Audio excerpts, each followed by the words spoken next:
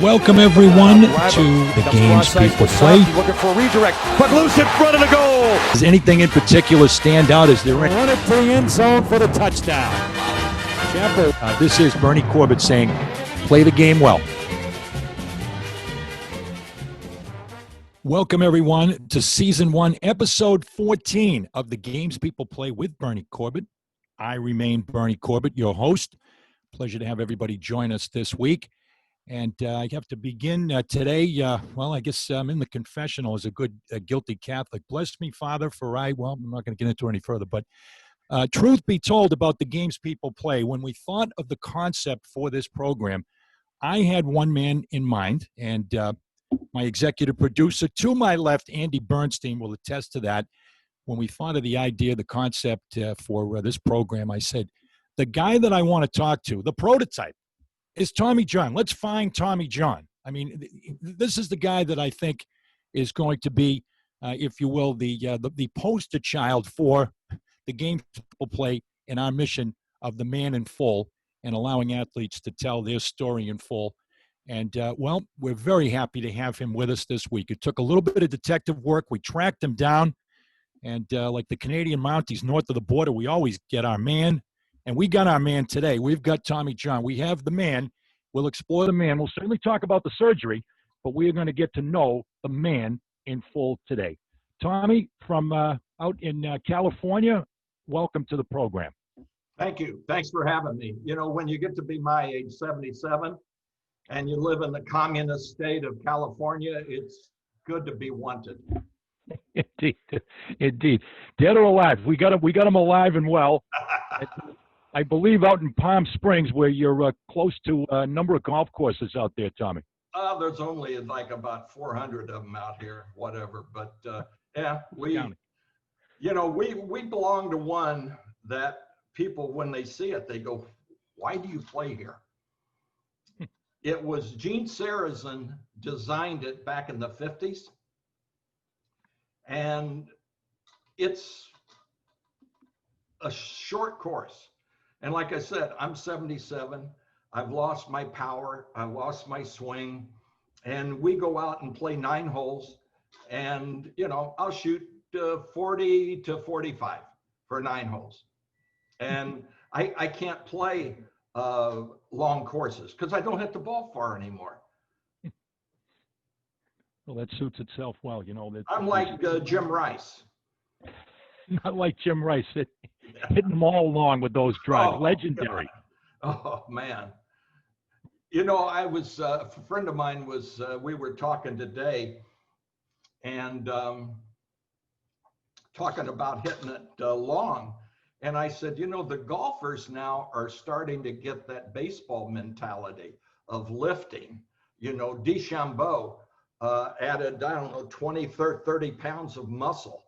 And he's just ripping the ball, 350 yards. There was one par 4 hole that they played the other day. He drove the ball on the par 4 green. And but they're finding out that stronger is better, but actually better is better. That's what they don't understand. He still hits it a long way, but he doesn't shoot good scores. So he's got to figure that one out.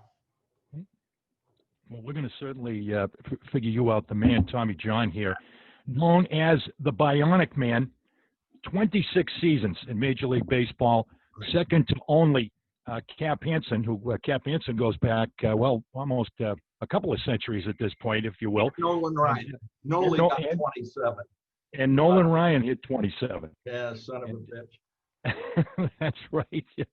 And forever be damned for hitting 27. Tommy hit 26 and counting, 1963 to 89 for the lefty, 4-time All-Star, 288 wins, second most to Roger Clemens, not in the Hall of Fame. We're going to talk about that.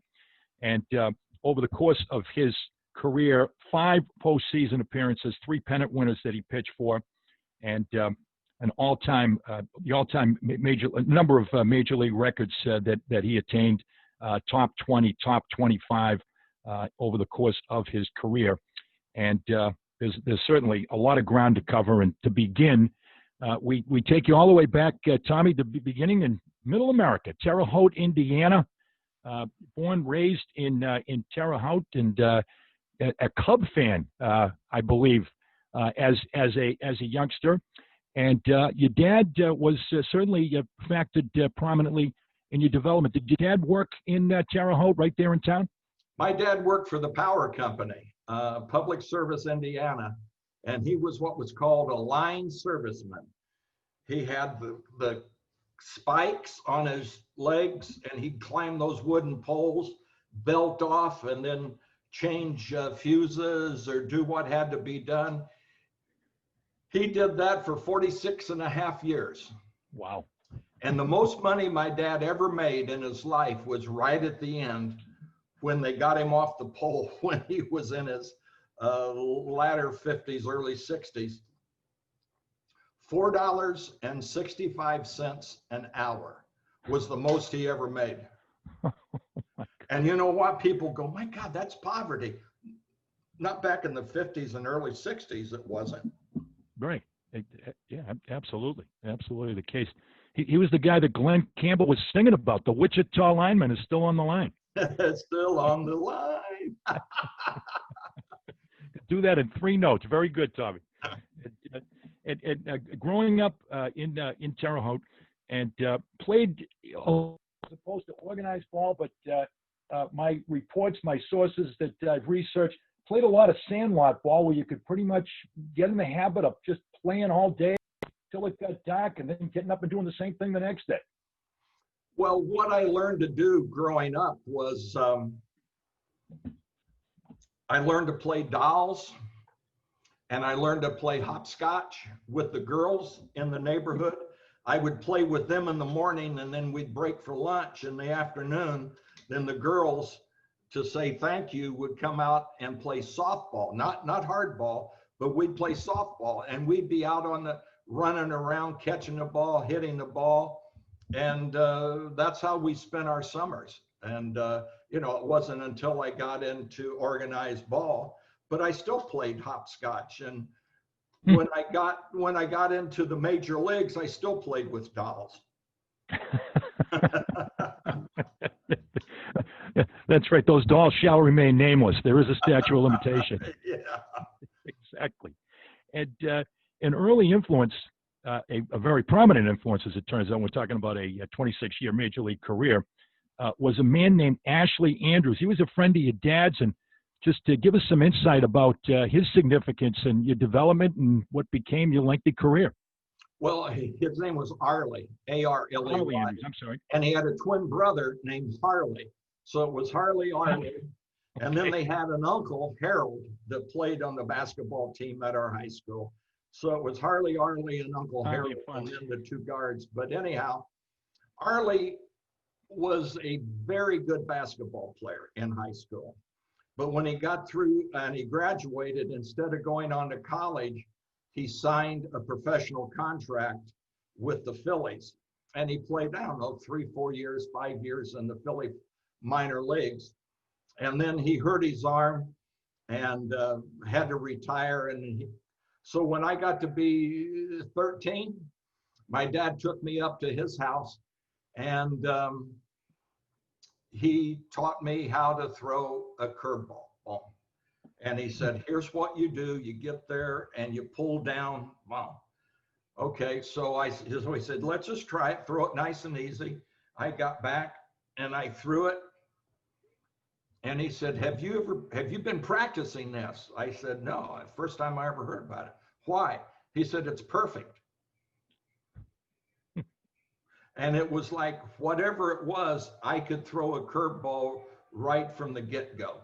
And maybe it was God's way of saying, Tommy, you don't have crap for a fastball, so I'm going to give you a curveball. But I could throw a curveball first day.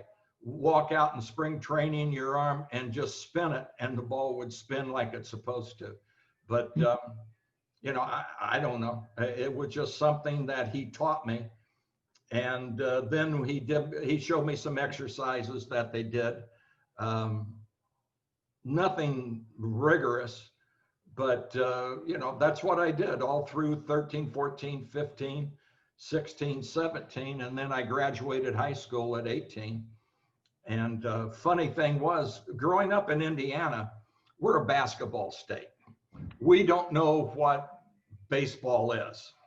There was a guy that lived 90 miles south of me.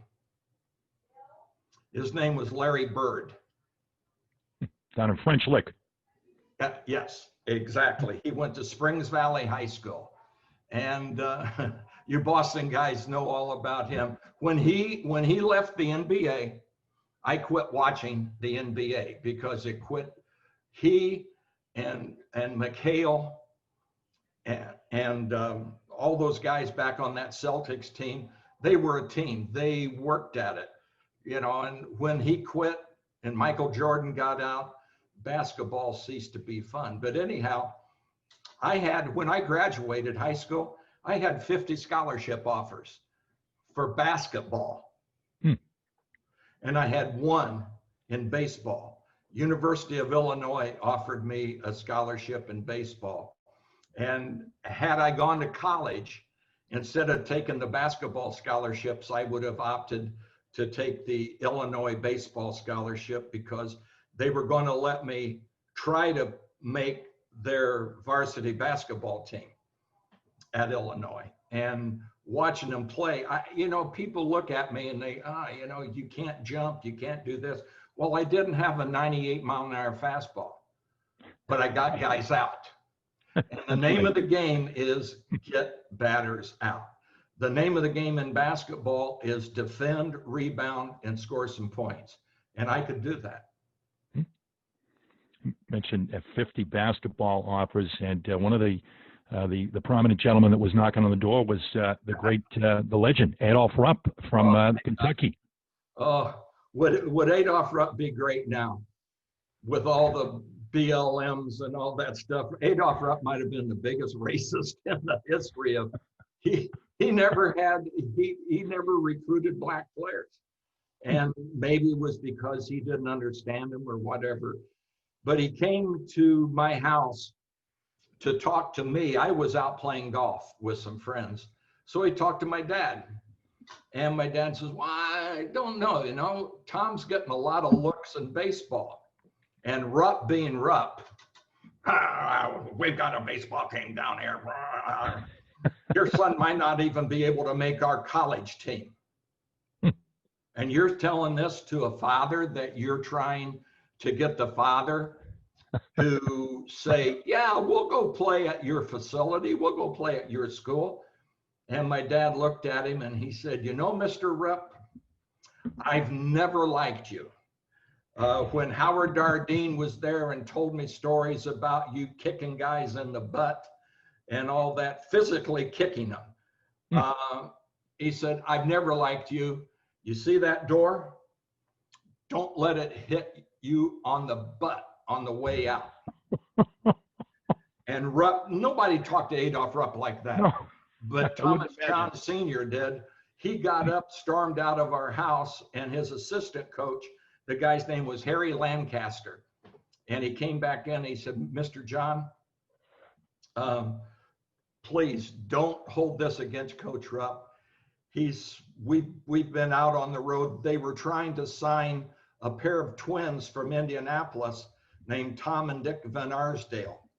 Yeah, whatever became of them? Well, they're both out and they're in Phoenix now.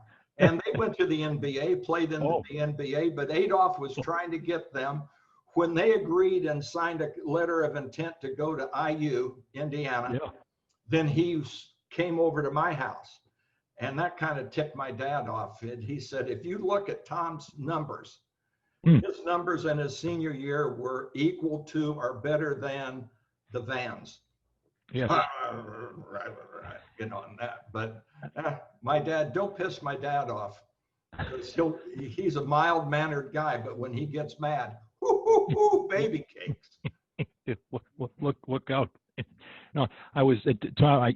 Tommy, I threw you that the curveball in the outside corner. I knew what happened to the. Well, I didn't know they were in Phoenix now, but the Van Asdales, a couple of legendary names of the NBA that were recruited. My goodness. Dick Yeah. Dick played with the Knicks, and then he was traded, I think, to Phoenix Suns and finished his career out there. And then he ended up living there. And Tom went with the Pistons and then the Atlanta Hawks. Atlanta, yep.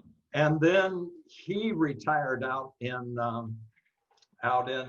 Phoenix. And we looked it up. My girlfriend Cheryl looked it up. Dick Van Arsdale, Tom Van Arsdale, and I think Dick's got Alzheimer's now, of some kind of dementia. But you just, God, you hate to hear that, or it's just, that shouldn't be.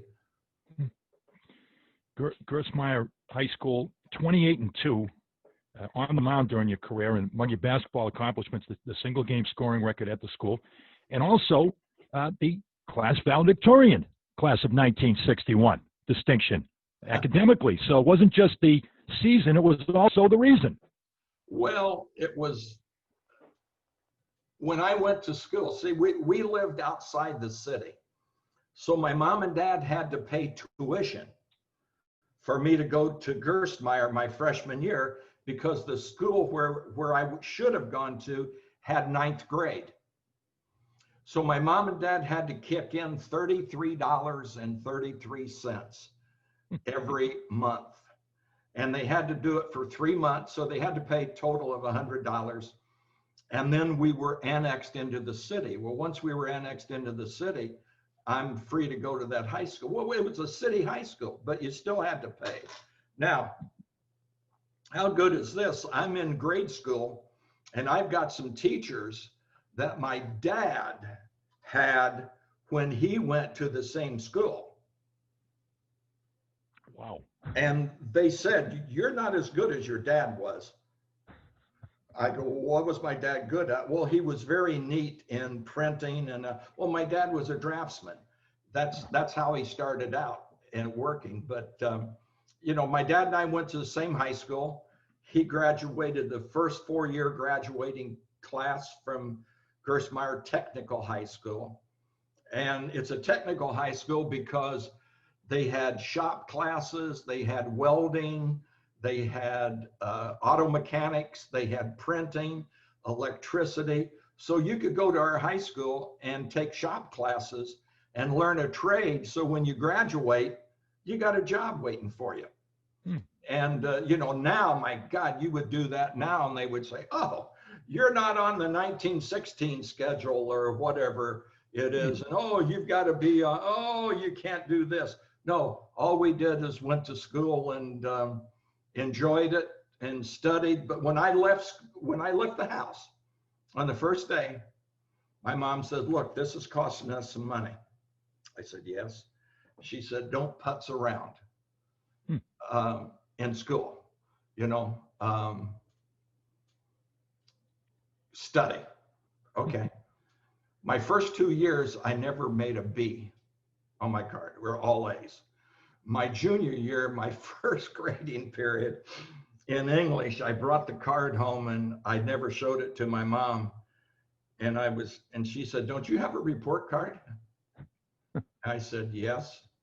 "Where is it? I've got to sign it." I said, "I don't think you really want to see it." She said, "Did you get a bad grade?" I said, "Only in English." She looked at it and she looked at me. She said, "This is not going to continue, is it?" I said, "No, ma'am." She said, "Good, because it's not going to happen." I mean, she told me that. I got to see. Well, then the teacher she knew my family, and she just wanted to kind of slap me upside the face and make me straighten up. And it was writing. It was a writing class. And the only times I ever wrote and I got good grades in it was when she let me write about sports. Now, the rest of this stuff, I don't care about, Rip Van Winkle or whatever, but we had to write these things. But when she let us write about sports, she said, if you can do this once, you can do it every time. And I said, then let me write about sports every time. No, I can't do it. But I know I was valedictorian. And, the funny thing, in my junior year of high school, I was walking across the gym floor, and the dean of boys, who was a friend of my dad's, he said, "Hey, Junior, get over here. Let's see that card." And our report cards were not the big, they were like index cards, 4x6, and he looked at it, and I had the C. And he said, "That's going to change, isn't it?" And I said, "Yes." He says, you've got some good grades here. You've got a chance. He said, for possibly being valedictorian, but there's like 5 girls in front of you that you'll never catch. And what he did is he turned the light on in me, and he turned that's why I was a good athlete. That's why I was a good pitcher, good baseball. I didn't want to lose. So I said, "Who are they?" He told me. I said, "Nah, that's not going to happen. I'll get them." Sure enough, my last grading period in my senior years, I got all A's. Wow. And I edged them out for the valedictorian. But now here's the kicker. We're going to graduate, and they won't let me give the valedictory talk because I had a huge stammer. Did you see the King's speech where the guy was, well, I wasn't quite that bad, but I was almost that bad. And they made fun of me and all that. And the more they made fun of me and the more I tried to be perfect, the worse I was. And they wouldn't let me give. 53 years later, the school system, the Vigo County schools, the guy said, they wouldn't let you give your valedictory speech. I said, "No, because I stammered." He said, "Do you realize what would happen now if we did that now?" He said, "We'd be sued from here to next year."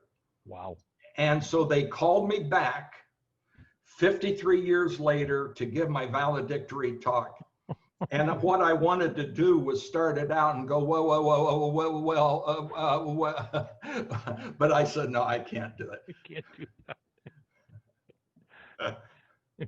Well, I'm glad you got, I was going to say, going around and coming around, and it came around for you. You caught all those girls. I don't know if any of those 5 girls were the ones you were playing hopscotch with before, but I'm glad you caught all of them. No, I would have kicked their butt too, if they would have been. It didn't make any difference. I wanted to win. No matter what the game was. Or whatever it was. No, I wanted to win.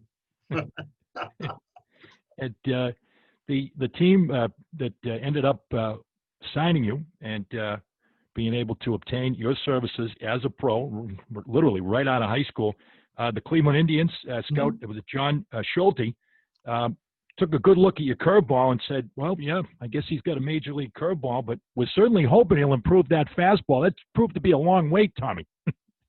Well, you didn't have radar guns back then. Right.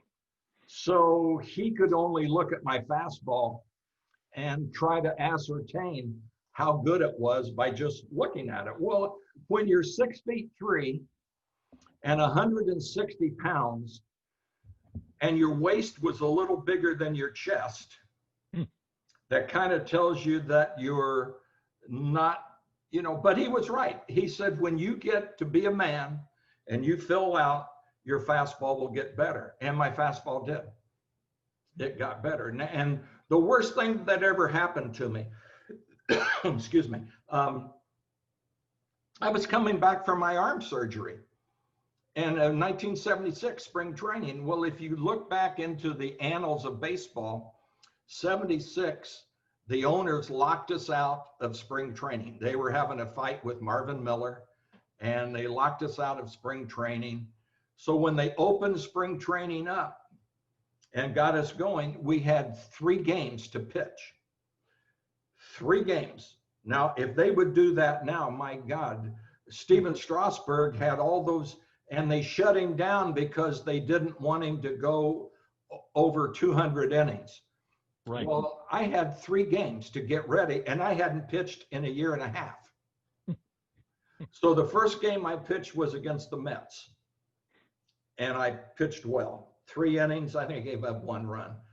The second game I pitched was against the Astros, and I gave up 2 runs in 5 innings. I went 3 innings, 5 innings, 7 innings.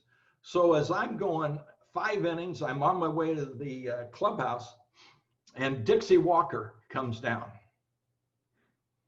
And Dixie's from Birmingham, Alabama, or someplace down in there. Yeah, buddy, you better get that fastball up there a little better. I said, well, you better get that fastball a little better. I said, what do you mean? I said, I threw 5 innings of two-hit ball. What do you want me to do? Oh, you want to throw that fastball? I said, how fast was I throwing? And he says, you only throwing it at 87, 89 mile an hour. I said, 87, 89 mile an hour. I said, you tell that SOB, and that was Al Campanis, because Al was the one that sent him down. I said, you tell him that if he can tell me what I threw before I hurt my arm, I'll throw it on my next start. And Dixie looked at me and he started laughing. He said, damned if we know. I said, yeah, damned if we know, right, Dix? I said, yeah,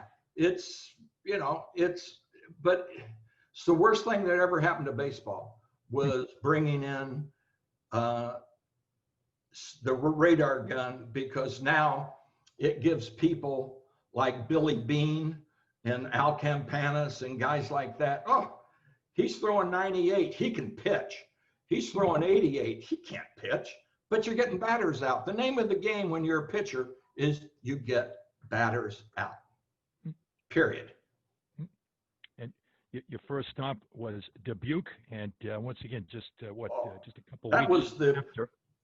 That was the high school. Yep.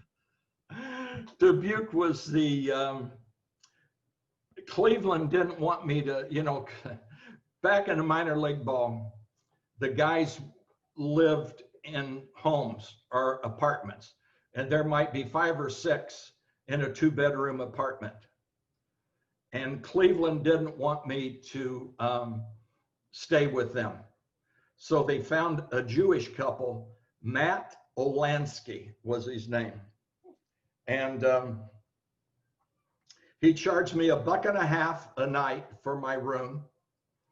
And I got no food, but he would end up cooking me breakfast and doing all this. And I would walk to the ballpark. I didn't have a car. I walked to the ballpark and I'd pitch. And I was, 10-4? My first year, I think. 10-4 that season. Yep. Midwest League. The Midwest League. And nobody told me how to pitch. They didn't tell me how to do anything other than just, here's the ball, kid, go pitch. Here's the ball, go pitch. The next year, I bypassed C, B, and A ball was the Eastern League then. And I went to Charleston, and I played at Charleston. I was a little over my head, but I learned a lot. And how I learned a lot was getting my butt kicked. And we had a bunch of us were living in this house. We had the 3rd floor of the house, this 3-story house. And one of the guys, we had one manager, no pitching coach, no strength coach, no first base coach. We had a trainer that was also the bus driver. And, in this day and age, you would go, oh my God, this would be now. So we had breakfast one day. I'm trying to think of the guy's name, but he said, the game you pitched last night was pretty good, but you looked like you were trying to strike guys out. And I said, well, that's what Was that Steve Jankowski? Steve Jankowski, very good. Steve Jankowski. He did no pitching from anything. But he said, you know, the good pitchers that I've seen, a perfect game for you would be 27 pitches, 27 outs. You know, and I looked at him and I said, what? Here's the ball, hit it. Here's the ball, hit it. I hadn't been taught that. I had been taught you don't want them to hit the ball. Well, if you don't want them to hit the ball, you got to try to overthrow your curveball. Well, one game I said, okay, I'm going to do what Jankowski said. Here's the ball, hit it. And I threw 9 innings, shut out 2 or 3 hits. And I went, son of a gun. And he came in and he said, hey, lefty, that was perfect. He said, just do that every game. Here's the ball. And from that time on, that was my mantra on the mound. Here's the ball, hit it. Yeah. If you hit it and you hit my fastball away, next time up, you're going to get a fastball away. Next time up, you're going to get a fastball away, because that was my strength, and you pitch to your strength. You got a chance to pitch Yeah. in the International League playoffs. You won a couple of games for the Jacksonville Suns, and then in 1963 back to Charleston, and it pretty much lights out in Charleston. There, you're 9-2, 1.61 ERA, and the mantra was very effective. You were beginning to really find your identity as a pitcher, and soon to be a major league pitcher. Well, it was funny. I started out the season in Jacksonville in '63, and I wasn't getting to pitch. And Cleveland wanted me to pitch, because I'm not going to learn how to pitch unless I'm out there on the mound throwing. And so they sent me down to Charleston, and I started every 5 days or 4 days. And we didn't have a pitching coach. Our manager was a guy named John Lippon, and Lip was a shortstop with the Tigers. And he just said, here's a ball. And every 4 days I pitched, and all of a sudden I get called back up, and I pitched pretty good for Jacksonville in '63. And it's,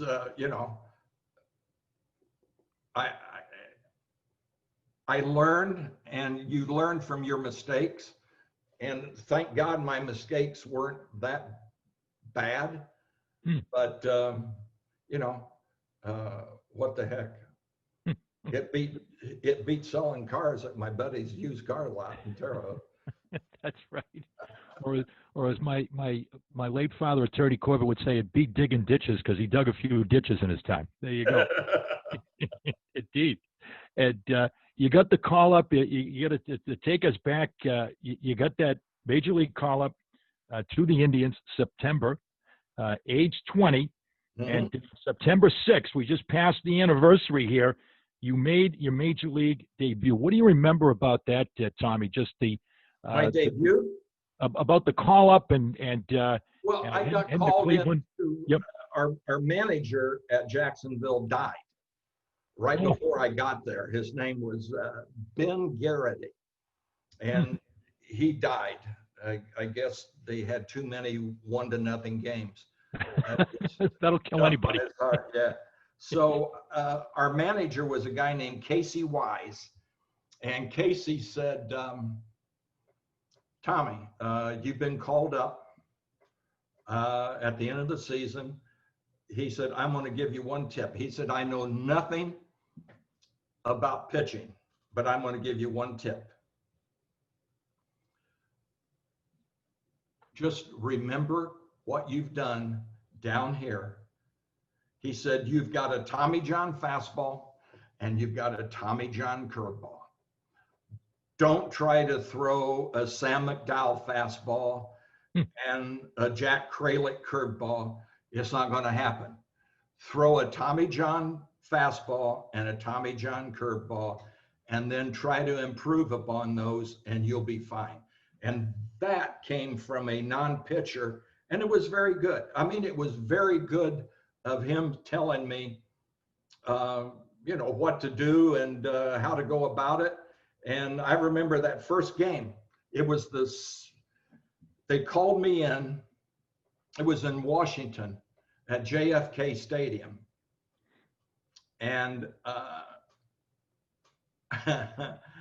I can't get the bullpen gate open. And I go, oh my God, I'm going to have to climb over the fence. You know, I never seen a lock like that. They didn't have those in Terre Haute. I mean, this is Washington, D.C. Right. This is where the presidents are. And I went, oh no. And I shook the gate, and all of a sudden, it must have been somebody up there like Tommy John, because the gate popped open. And I run out onto the field, and I get one out, which is what they sent me in to get, close the inning out. And then I get one more bullpen in Washington. I get one more someplace else. And then I start. My first start is against the Los Angeles Angels. And they're not the Los Angeles Angels of Anaheim. They're the Los Angeles Angels. And they played in, they played in Dodger Stadium then. So I go and my first start was against Dean Chance. Wow. And I lost. And my next start in Cleveland was on a Saturday, game of the week, against the Angels and Dean Chance. And I lost. So I'm 0-2, and I go, oh man, I may never. Well, I get called to spring training, and I had a good spring training. I had a real good spring training. So I make the ball club. And I don't get to pitch very much. So they tell me, we're going to send you down to Portland. And the Cleveland AAA ball club was in Portland, Oregon. And, but you got to meet the ball club in San Diego. And this was on a Friday night in New York City. And my mom and dad had driven from Terre Haute to spend the weekend in New York to watch me pitch. I was supposed to pitch on Sunday. And, well, I got sent down on Friday. And I flew to Cleveland. I packed my bag and got all that, got everything ready. I flew Saturday into San Diego, made it to the hotel. And Sunday, I'm starting in San Diego Sunday. And our manager was the manager that I had in 62 and 63 in Charleston, Johnny Lippon. And I go and I pitch, and after the game, Lip comes up to me and he said, that's not the Tommy John I saw the last 2 years. I said, what? He said, you're pitching like you're trying to strike guys out. Pitch the way Tommy John did in Charleston in 62 and 63. I said, okay. And I did. And I was pretty good. And I finished the season out. And then we got called up, Tommy Agee and myself, and we're going to drive back. Well, I didn't know I was supposed to fly. Agee's driving, and I said, I'll help my buddy, Tommy Agee. So we had another rider. It was Steve Hargan, and Harg lived in Fort Wayne, Indiana. Well, we drove right through Fort Wayne. We let him off, and then we drove to Cleveland, and we get there, and they go, where the hell have you been? And I said, all you had to do was say fly. You got to fly. And I would have flown. I said, but I was helping my friend Tommy drive. And apparently that must have tipped Gabe Paul off, because right before spring training, I'm in school, And when the class was over, the professor said, you got to go to the head of the math department. What? So I go in and I said, yeah, doctor, whatever his name was, you wanted to see me? Yeah, your dad called. You got to call him. And I went, oh my God, what happened? Somebody died, my mom, you know. And I called my dad. I said, Pop, what's going on? He said, hey, you want to play in that golf tournament down in Miami right before spring training? I said, God, I would love to. Why, is Cleveland letting me? No, he said, but I think the White Sox will. You've just been traded to the White Sox. And I went, oh my heavens. So I go to spring training with Chicago in Sarasota. And the other passenger in the car was part of the same trade. You would Tommy Agee and Rocky Palladino. That's exactly right. I tell you what, Tommy Agee was one of my dearest friends in baseball. And it's just, I love that guy like a brother. And whatever, in fact, I still keep in touch with his widow, Maxine. And we call her Maxie the Taxi. I don't know why, but anyhow, no, Tommy was, and then the third guy was a guy named Steve Hargan. And Hargan was a pretty decent pitcher with Cleveland for a while. Wasn't great, but he was good. Mm-hmm. And before we talk about the White Sox, you talked about you didn't look like the same guy. And I just thought it was of interest. The pitching coach, once again, all these people that kept trying to tweak you and change you and get you to do different things. I mean, the great early win. I mean, a baseball icon, Hall of Famer, he tried to get you to throw the slider, and that turned out to be a real faded move. Early win, you know, just because a guy won 300 games doesn't mean he's a good coach. It means that he can pitch. Right. I mean, it was a shame that I listened to him, but you're supposed to listen.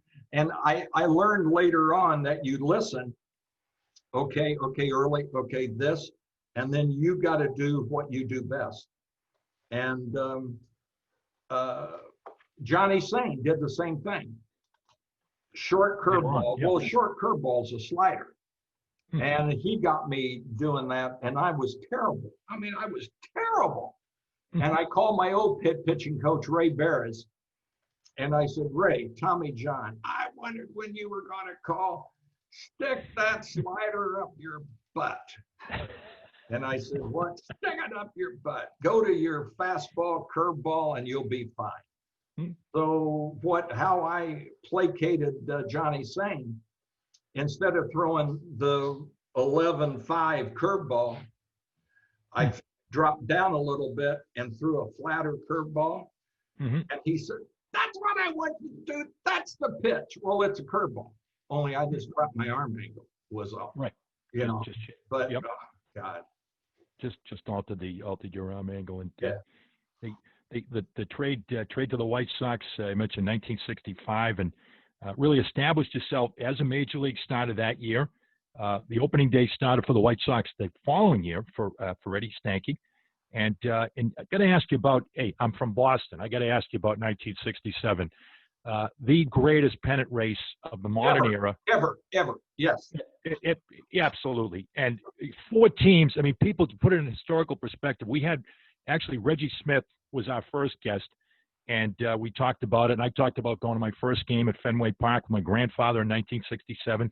But Tommy, just your memories of coming down to that final weekend, 4 teams coming to the final weekend, and your White Sox, I believe, were out of it on Friday. You were the one. You were the one that was voted off the island before the weekend, and then it was Friday night and lost and eliminated us. Okay, so you were the game that was. Where was that game? The Friday night game? White Sox Park. I lost 1-0. I pitched 9 innings, lost 1-0. I forget who we're playing, but we just what killed us was Tuesday. Now Monday was off, and Eddie Stanky knew that we didn't play well after an off day, so we had a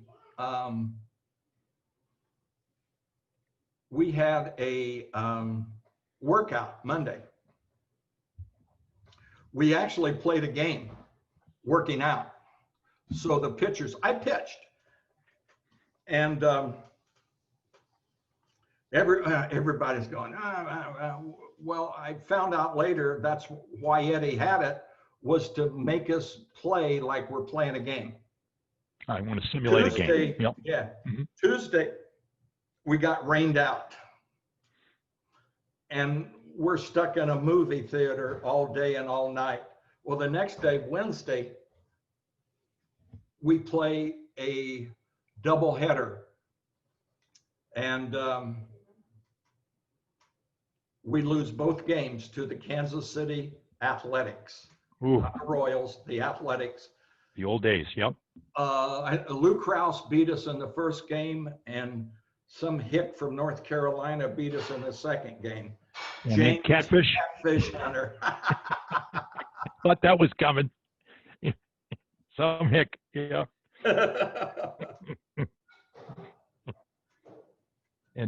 and then you were on the mound on Friday to a heartbreak, losing 1-0. And by the way, you had 6 shutouts. You were first in the league with shutouts that year with 6. And how ironic you got beat in a 1-0 game to eliminate your club. Oh well, it's And then Stanky brought me in Sunday out of the bullpen, and I pitched, and I lost Sunday out of the bullpen. So I'm 0-2 on the last weekend. For the weekend. Yeah. And the following year. That was outstanding. Yeah, just it was great. To be yeah. part of it and to look back as just nothing could compare to it. Nothing before, since, and can't be equal with the divisional play and wild cards, etc. The following year, 1968, was the year of the pitcher, and you certainly exemplified the year of the pitcher. You had ERA 1.98, was an all-star, but did not finish that season. You were 10-5 after 25 starts, and the infamous Dick McAuliffe bout. We've got to get your take on that, as what ended your 1968 season on August 22nd. Well, we're playing the Tigers, and McAuliffe, he has that batting stance like that. I remember him, yep. And I go 3-0. Well, I throw a pitch right over the outside part of the plate, and McAuliffe faked a drag bunt. Well, in the baseball unwritten rules back in that era, you don't fake a drag bunt. You just stand there, take it, boom, get ready to hit again. So he fouls 3 or 4 or 5 pitches off, and then ball 4 is 6 feet over his head. Where it came from, I don't know. But the catcher didn't catch it. It hit the screen in Tiger Stadium, and McAuliffe takes 2 steps and says something to me. And my retort was, well, run up on that one. And I shouldn't have said it, because he thought I was throwing at him. And he charged the mound. Well, Tommy John's not a fighter. And my first thought was, oh, shit, Willie Horton is lurking. Willie Horton's going to come out here and kick my butt. So I said, okay, how can I get out of this? So I thought I would throw a rolling block into him, like they do in football. Boom. And he drove his knee into my shoulder. And when he hit me, it was like it went, ah. Well, they didn't carry me off the field. They led me off the field. Hmm. They sent me back to Chicago. And the next day I'm in the hospital. And the doctor said, yeah, you separated your shoulder. And the White Sox doctor said, we probably should operate on it. Well, back in that era, operations were a no-no, you know, Right. and Oh, you yeah. go, oh, no, that's not, no. So I'm I'm laying in the hospital. I get a phone call. That was the worst effing tackle I've ever seen in my life. I go, who is this? He said, it's your #1 fan from Dodysburg, PA. Well, as soon as he said that, I knew who it was. It was a Hall of Fame linebacker from the Bears, Bill George. Oh, man. Bill George. Wow.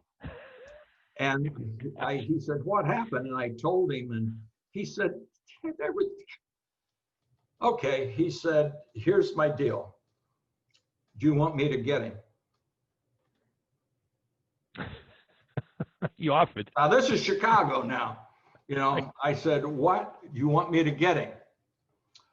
I said, what do you mean? He said, well, Obradovich and I, Ed Obradovich, the big defensive end. Oh, yeah. Yep. We'll find out where he likes to go drink in Chicago. We'll go in there, we'll pick a fight with him, and we'll kick his ass. And I said, so this is how it's done. I said, nah, you know, I said, let me get him. I said, I'll bury one upside his temple or whatever. And sports writers ask me that all the time. Are you going to get McAuliffe? And I said, damn right I am. Well, when? I said, well, if I tell you when, he'll know. But he's got to be guessing when I'm going to get him. I never came close to him, and he never hit me again. Never get another hit. And I wiped the X off his back so that George and Obradovich wouldn't kill him. You lifted the contract. A big sigh of relief for Dick McCall. Bill, the end of your time in Chicago, and after the 1971, and opportunity was knocking for you on the West Coast, and a trade to the Los Angeles Dodgers that involved Dick Allen, and an opportunity anew with obviously one of the marquee organizations in professional baseball. Your reaction at the time, and uprooting from the Midwest, you're a Midwest guy, you'd spent your time between Cleveland, Chicago. Now you were heading out there to L.A., to Tinseltown and the Dodger organization. Well, I was in the Air Reserve then, and my base of operation was George Air Force Base, Victorville, California. The year before,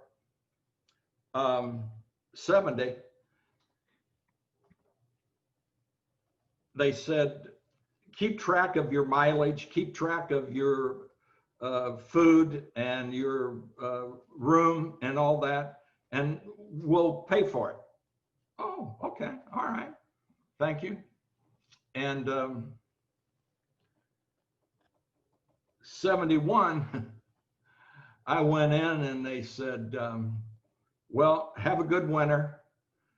They didn't. I said, well, you know, I've got my reserve duty to go. Oh, yeah, have a good time out there. Don't get hurt. So I reached in my pocket and I dropped a quarter on the general manager's desk, Roland Heeman. I said, Roland, here's a quarter. We live in Scottsdale. The winter meetings are going to be in Scottsdale or Phoenix, wherever it's going to be. It's not a long distance call. So when you trade me, use my quarter to call me and tell me. I'll pay for the call. I'll pay for the call. So I did. And now, you know, we go over, I meet Al Campanis and all the Dodger PR people. And back then, Fred Clare was assistant media relations, I think. And met all of them, went to spring training, Walt Alston. And I remember first game I was going to pitch in spring training as a Dodger. The sports writer for Atlanta was a sports writer in Jacksonville when I was at Jacksonville. Mm-hmm. And he said, Walt, this guy can pitch. Walt says, well, I've been told he can, but we'll see. And I go, what a horseshit thing to say about your pitcher. Yeah. That's going to pitch for you. And why wouldn't you say, oh man, we're looking, he's going to win games for us. Pump me up.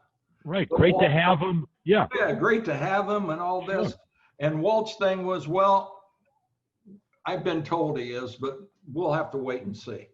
Right. I go, screw him. And that's the way every time I pitched, and I got in trouble in the 6th, 7th inning, 8th inning, Walt would come out to the mound and signal in the bullpen. Tommy Lasorda in 77 comes out, and I'm in the same trouble I was with Alston. And Lasorda says, I said, are you taking me out? He said, look at that bullpen. Do you want Charlie Huff to come in and throw wild pitches and screw your game up? Or you want Lance Rotson to come in and throw doubles? He said, you're my best pitcher. If somebody had a gun on me and they said, I'm going to kill you if you don't get this batter out, I want you pitching to get that batter out because I know I'm going to live. That was the difference between Lasorda and Alston. I got the batter out and I went on, I finished the game out. And pitching for Lasorda was so much more fun than pitching for Walt Alston. What a, oh God, just, it's a good thing he's dead because I wouldn't want to see him and have to be nice to him. You could have said Bill George after him at the time if you thought about it, I guess. Maybe if I see him up in heaven, I'll say, Bill, go get him. Go get him. That's right. Turn him loose. Turn the old linebacker loose. The old monster of the Midway. There you go. At 1972, your first year with the Dodgers, you won 11. And then in 1973, you got injured. Once again, ancient history to a young audience, but you got injured sliding into home and needed surgery, had bone chips in your elbow that required surgery. Mm-hmm. And the Dodgers team doctor was a guy named Frank Jobe. And Frank Jobe actually performed surgery on you in 1973 before we get to another surgery. But well, what's funny? Got to know each other. I went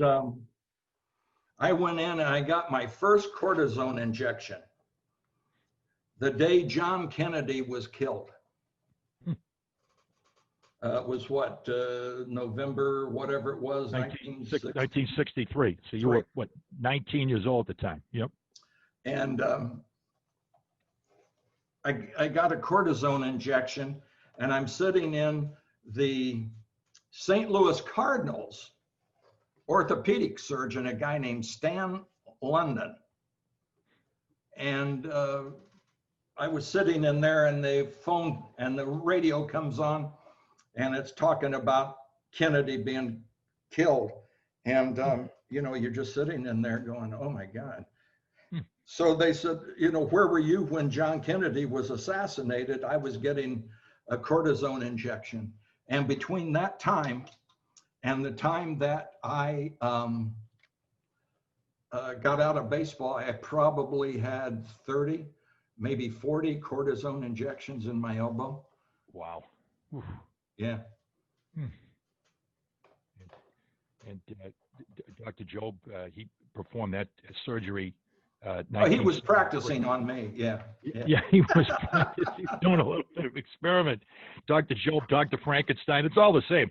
At 1974, you're leading the National League in winning percentage, and was obviously off to a tremendous start that season. And then we come to the infamous night of July 17th, and game with the the Montreal Expos. At that time, 13-3, 2.59 was the earned run average, and I'd already pitched 3 shutouts to that point, and everything was going well. Third inning, you're up 4-0, and well, something happened that not only altered the life of Tommy John, but really, as you look back, altered the history of baseball as we know it in terms of what the aftermath was, Tommy. Well, I was pitching, and I had a runner on first base, and the right-handed hitter was up, and all I was trying to do, throw a sinker away and let him hit the ground ball so I can get to and get out of the inning. And I threw a pitch. The first pitch I threw him. Hal Breeden. Hal Breeden. Yep. And I threw the pitch, and I felt this pain in my, oh, God, oh. Well, not being a valedictorian doesn't mean you're that smart. It just means you remember what you read. I throw one more pitch, and the pain was as intense or worse. And so I walk off the mound, and Alston comes out, and I said, Walter, you better get somebody in, I'm done. And I go to our trainer, Bill Bueller, and I said, Billy, get Dr. Job. And he said, I've already signaled him. So I go into the clubhouse, I change, I put a dry shirt on, and I'm sitting in the trainer's room. And the trainer's room, you know, now you got to have CIA passes to get in a trainer's room. But back then, everybody was in there asking me questions and all this. And Dr. Job says, well, let's let him get a shower. And let's let him, you know, get ready. Tommy, come see me tomorrow after my surgeries at 2:00 at the office. Okay, all right. So I went home. Next day, I drive. And in '74, they did not have MRIs. Right. Mm-hmm. So they can't see ligaments. All they can see is bone. And I got an x-ray, and x-ray was fine. The bones were fine. There was no chips, no whatever. So he sends me to a hand specialist. And I go to the hand specialist, and he was from Tennessee. And he goes, boy, you sure done it. If you're going to mess something up, you did a good job of it. He said, you tore the ligament in your elbow. And I said, okay.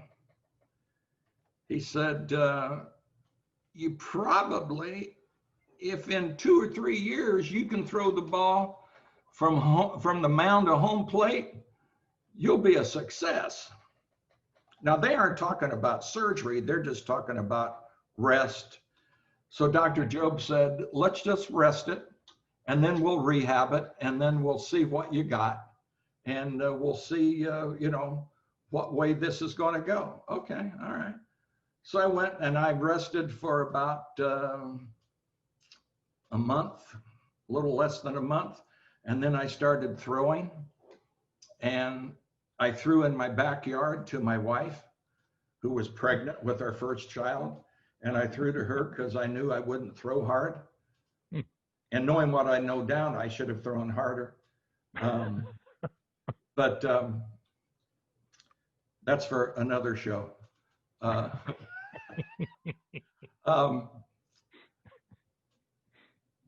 after about 6-8 weeks, I can't throw. I go to put anything on the ball and my elbow starts hurting again. So Dr. Job, he and I sit down and he explained to me of what's going to have to happen. And I go, okay. Well, he said, this is what we're going to have to do. I said, have you ever done it? He said, well, I've done tendon transfers before on polio patients, but, you know, not on a pitcher's elbow who uses it as extensively as you do.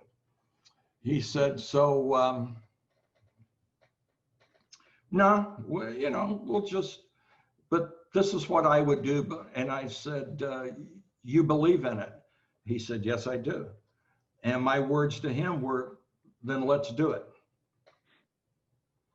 And that's my foundation is Let's Do It Foundation, because that's what I told Job when we did it. Let's do it. So he did the surgery on the 25th of September, 1974. My daughter Tamara was born on the 27th of September. And I'm laying in bed on the morning of the 27th, and I get a call from my wife. And she said, I'm in labor, hard labor. Do you want to see the birth of your baby? And I said, yeah, I'd love to. You better get home. So I called Job out of surgery. He said, what's wrong? I said, Sally went into labor. And he said, do you have a ride out there? And I said, yeah, my neighbor's going to come and get me.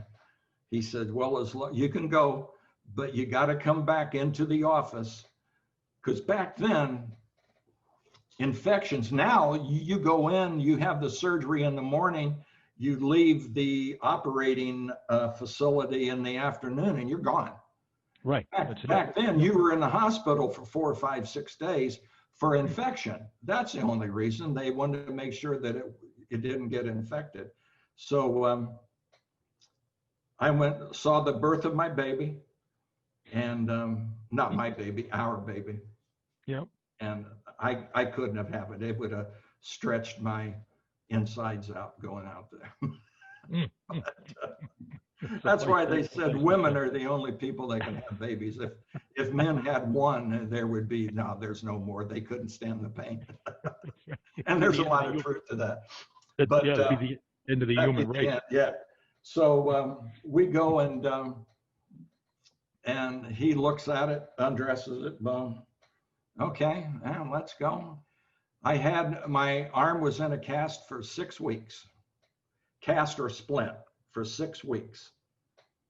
And I get it out and he says, yeah, you can start throwing. And that's when I throw to my wife. Yeah. Throw, boom, nice and easy. And there was you throw 36 pitches. You just throw. You throw till you got tired. And I threw till I got tired. The next day I went out and I threw and got tired. Next day, maybe my shoulder was tighter. I didn't throw as much. And I threw. And then we went to spring training. And instead of getting a catcher to catch me, I threw against a concrete wall at Vero Beach. I got a bunch of baseballs, put them on the mound, and just threw like a kid does. Pick the ball up, front steps. Throw. Yeah. In fact, when I got to be with the Yankees, and we lived in New Jersey, and we're getting ready to go to spring training. What do? You throw. You get a gymnasium or whatever. I got down in my basement on pillows, kneeling on pillows. And I threw against a brick wall, a rubber baseball that bounced back to me. And I just threw it, and I may throw it for 40 minutes or so. I mean, how hard can you throw a rubber ball against a brick wall? Right. But right. There was no, you got to throw 38 pitches at 60 feet, and then you go to 90, and then, no, you just throw. And I think one of the reasons that I succeeded like I did is it was more of a, Tommy, what do you think you can do today? And they let me decide instead of the doctor deciding. You could just listen to your body. Just listen to your body. And that's what he said. Listen to your arm. Your arm will tell you what it needs. I said, really? Listen to your arm. It'll tell you what it needs. And the ligament replacement surgery, landmark, never before attempted. the palmaris longus tendon, if you're scoring at home, came from your right wrist. And of course, many sports writers picked up that you became the first right-handed southpaw because of the transfer and the operation. It's well, people ask me, how did it become Tommy John surgery? And I said, well, after it was a success and they saw that it didn't tear or break away, Job had to give clinics and what he did, how he did it, where he drilled the holes, and and all this stuff. And he said, I just got tired of calling it the ulnar ligament replacement surgery with the palmaris longus tendon. And then after a while, I said, the surgery I did on Tommy John. Right. And then down the road, I said, the Tommy John surgery. And that was it. That's how it was born. I didn't do it. Frank Job did. He could have taken the name himself, but I think he was quoted as saying years later, it's a first name, it's a last name, it was a first name and a last name. It just rolled off the tongue. It wasn't like it was the Daisuke Matsuzaka or the Fernando Valenzuela surgery. It was happened to be Tommy John. Yeah, But it tells you what kind of a person Frank Job was. Yes. It wasn't about him. It was about me. It was about what I could do. And he was the kindest, most gentle man you have ever seen in your life. Kind, sweet, gentle. And it's just, we were out here in Palm Springs, and they had the Bob Hope, but it was called the Career Builders. And that's when Bill Clinton was getting money off of it. And a caddy came in and he says, hey, my player was up at the workout facility and Dr. Job was there, and he mentioned, oh yeah, Tommy John's out here right on the course down there. And Job said, you tell him to get his butt up here and see me. And Job never talked like that. Job never talked like that. So I said, Cheryl, we got to go up and sing. We went out, walked up the fairway, walked to the facility, went in, and we had about an hour and a half laughing, telling stories. And I remember one player was on the table getting his back worked on, and it was Billy Horschel. And I was telling a story that when I got traded from the Yankees to the Angels, my daughter was like, I thought, well, she loves her daddy. You're not going to be able to see our dance recital. When is it? September, whatever, Saturday. I looked it up. We're in Milwaukee. That's close to Chicago. And I checked it, boom, boom, boom. I'm pitching Friday night. Yeah, piece of cake.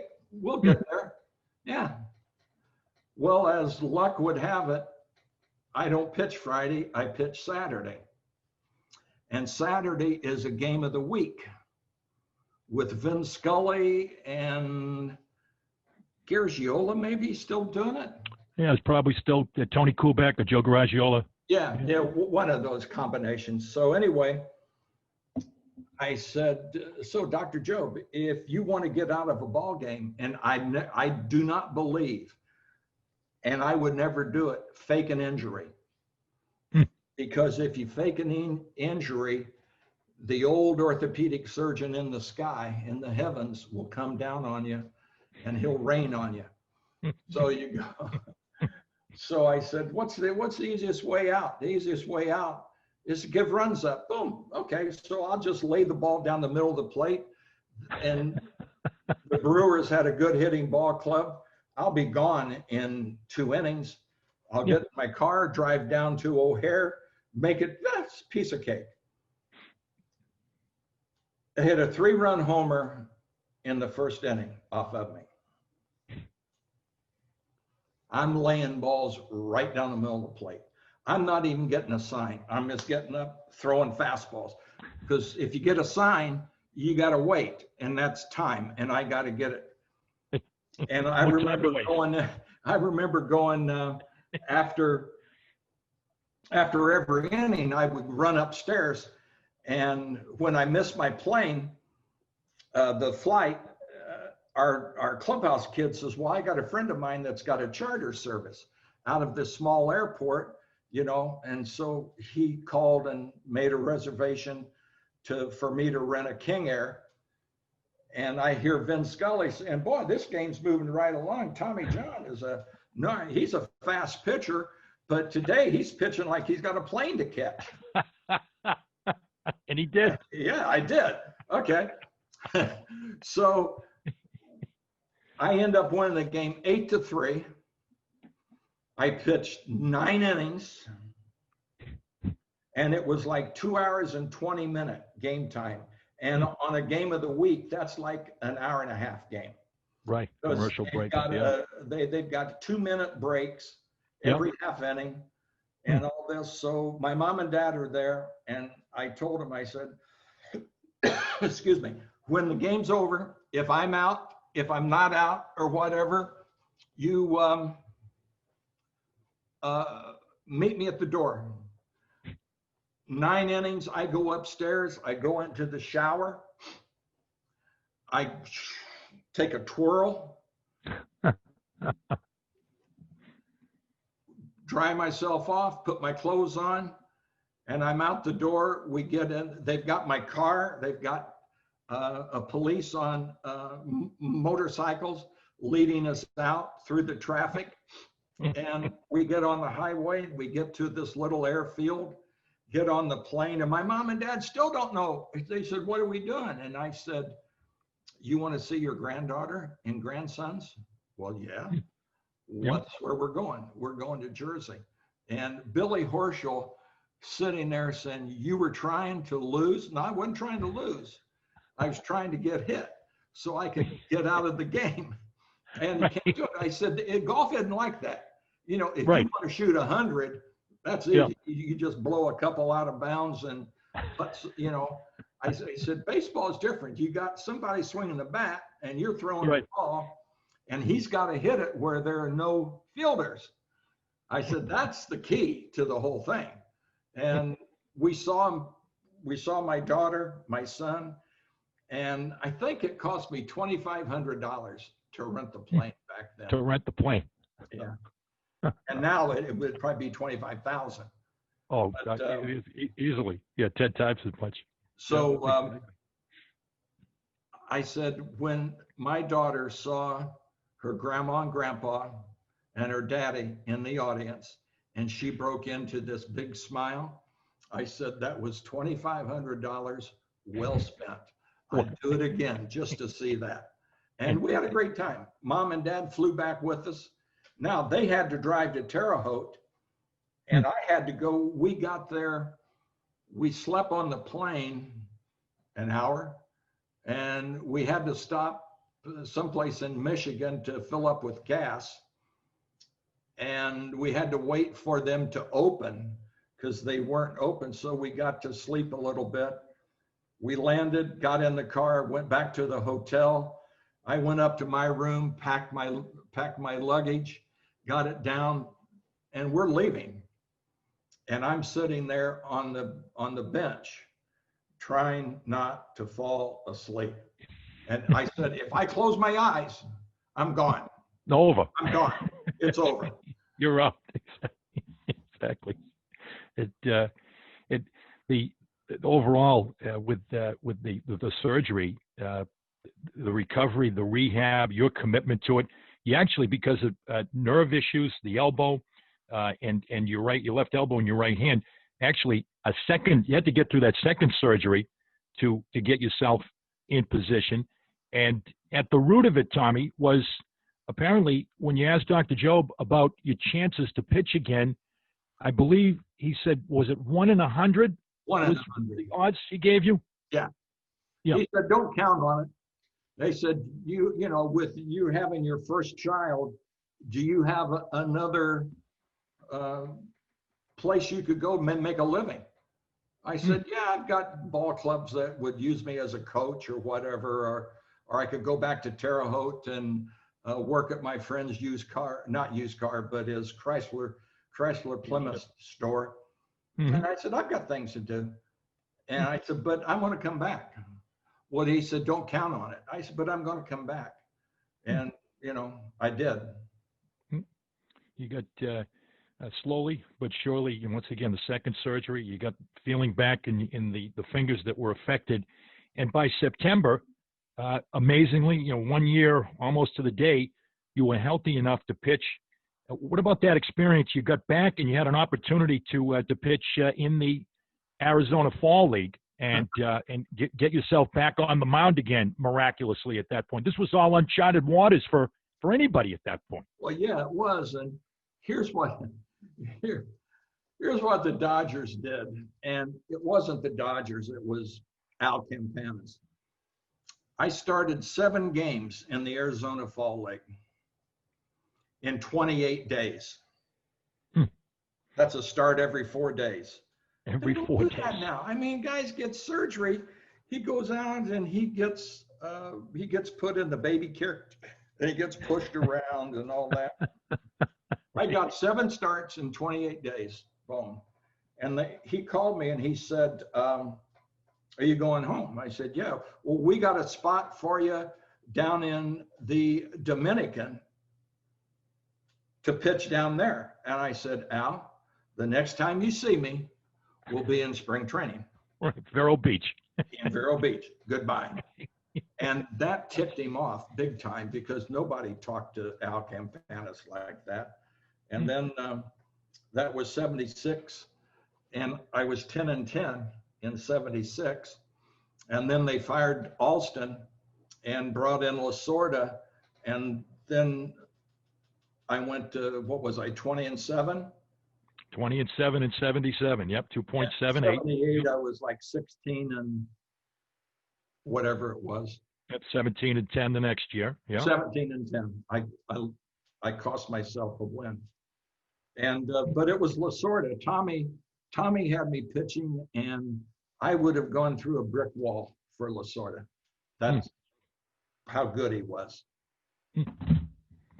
You've got to recount the fact that, once again, how precarious your situation was coming back in 76 to the point and I was amazed by this, just your second start of the season, and you were basically put on notice facing the Houston Astros that this might be your last start as a Dodger. You mentioned you professed your love for Walter Alston here, but man, when I went back and researched that game, I was amazed that they actually put you on notice. Like, hey, this is it, kid. You've got to recount that for us. It was priceless. Well, it was Alston. After my first game, I went 5 innings, I think, in Atlanta, 5 or 6. And the next day, I'm coming out to do my running and throwing and all. And Walt says, your next start in Houston probably will be your last. I said, what? Probably will be your last. I said, what are you talking about? He said, we're trying to win a pennant. We can't have somebody, we can't mollycoddle a pitcher out there. We're trying to win. And you've got to, and I said, what?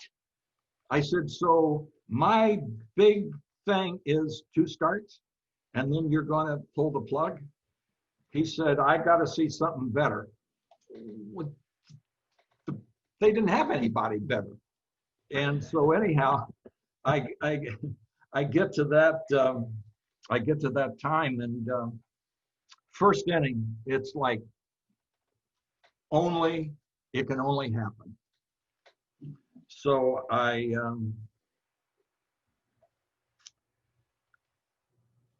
got Bob Watson at the plate. Great hitter too. You better believe it. He hit me good. Oh yeah. I got a 3-0 count. And Joe Ferguson comes out to the mound and he says, well, this is probably going to be your last pitch ever. Ever? And I said, what? He says, it's probably be your last pitch. He said, so let him hit it out of the ballpark. Leave Major League Baseball with a home run. Go on with a bang. So I throw a strike. and I throw another pitch, he fouls it back. I throw another pitch, he fouls it back. And I throw a high fastball, and he swings and misses. Strike 3. So I get out. Whoa, okay. The second inning was better. The third inning was better.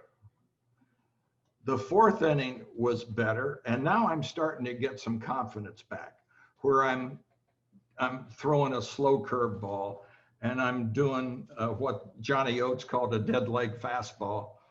And anyhow, I pitched 7 innings, shutout ball, and they pinch hit for me in the top of the 8th. So I go up to Walt and I said, so did I pitch well enough for you to get one more start? Pass the audition. Get your ass upstairs. Okay, all right. I just did, I didn't want you to. So I got 31 starts that year.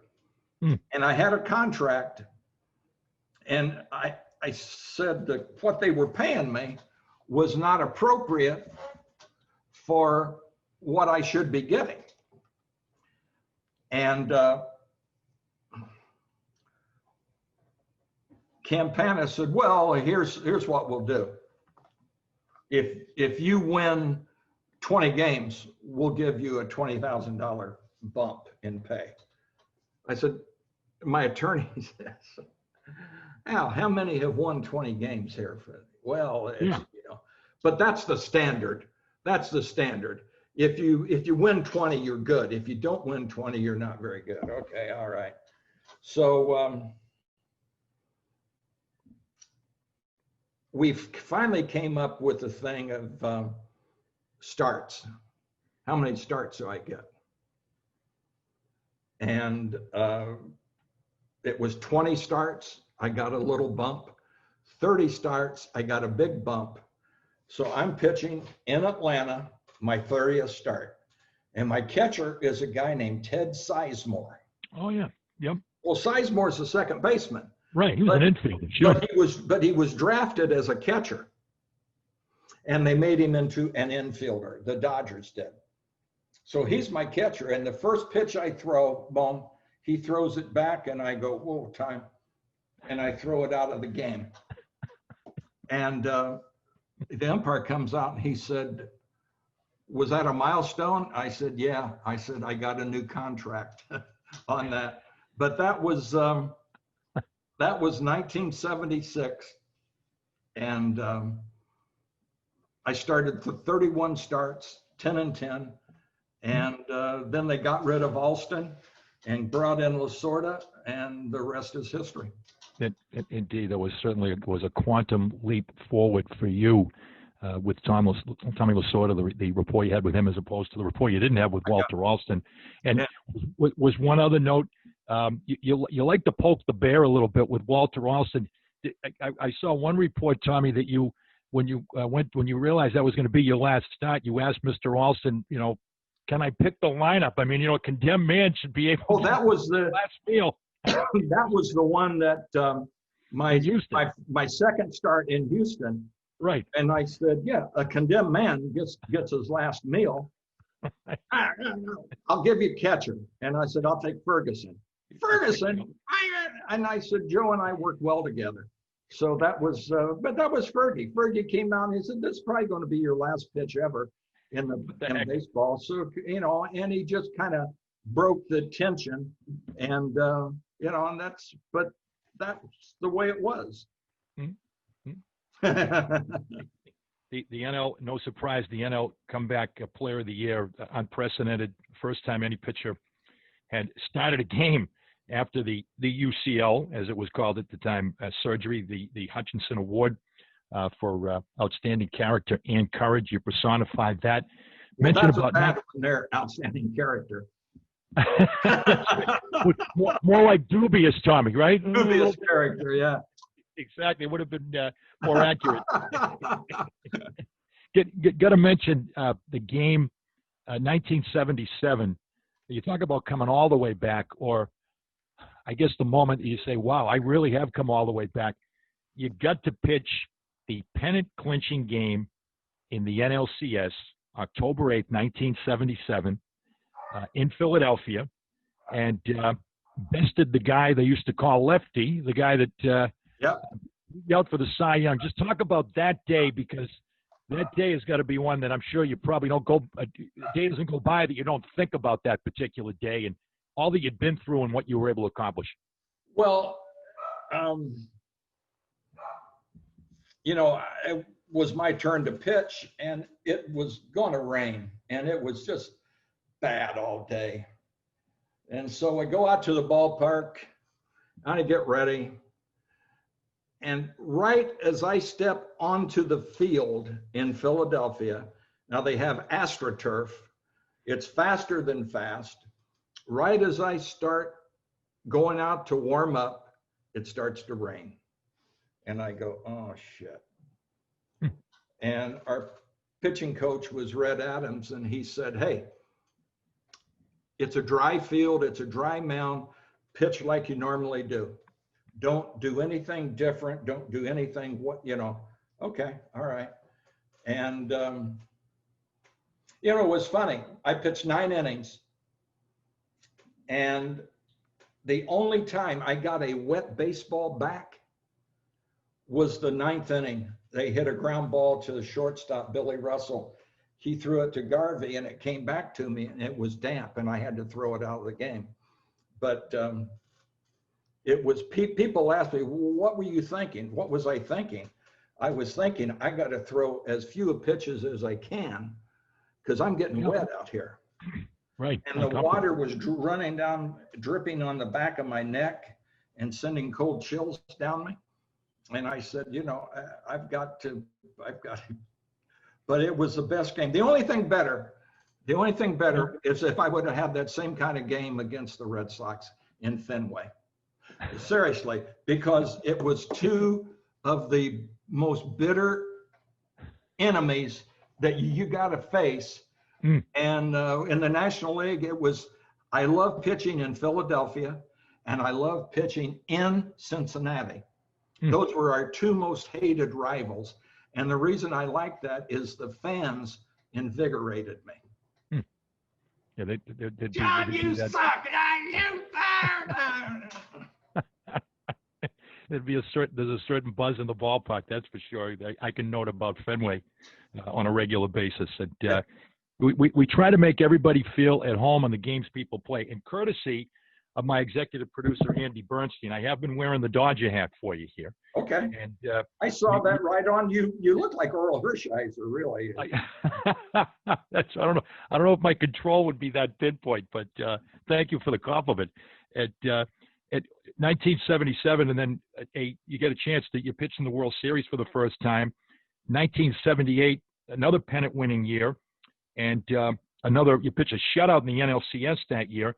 And Game 1 of the World Series, one of the things that kids in Terre Haute, Indiana, and across the country dream about.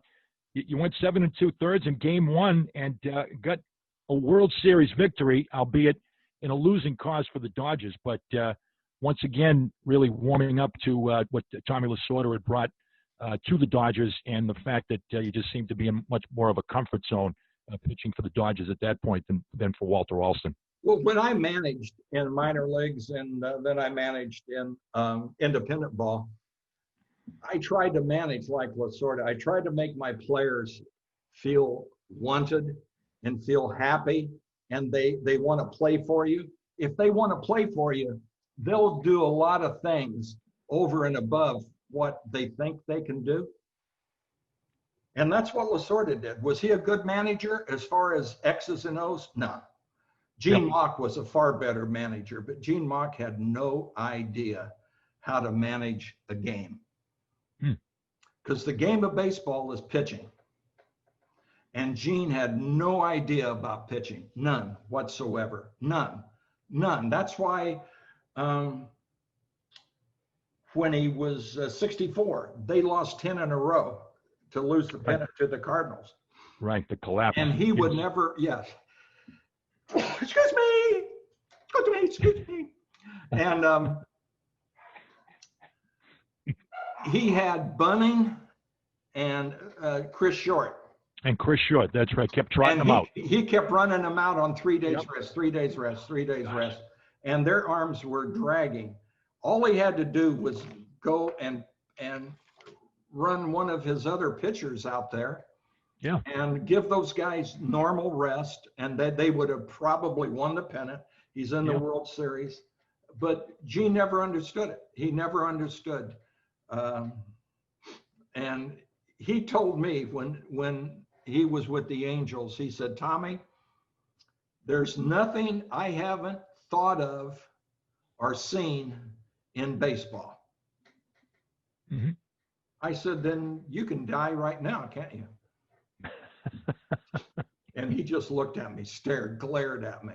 I walked away. Well, if there's nothing that you have seen or thought of, it means you've pretty much, the game is yours. Well, go die. Yeah. Yeah, that's right. You've mastered it. You've taken the master class. Exactly. Well, and I ironically enough, for the second year in a row, it was a 6-game World Series defeat for you and your Dodgers in 1978. And now you're a free agent. Free agency had come to be with the preceding years and Andy Messersmith, and now you're a free agent. You had offers from the Royals and the Reds, who were apparently pretty good offers, but you decided to trade it for the Dodger blue for the pinstripes, and from one side of the World Series to the other side of the World Series, and now it's suddenly New York is playing in the background. That's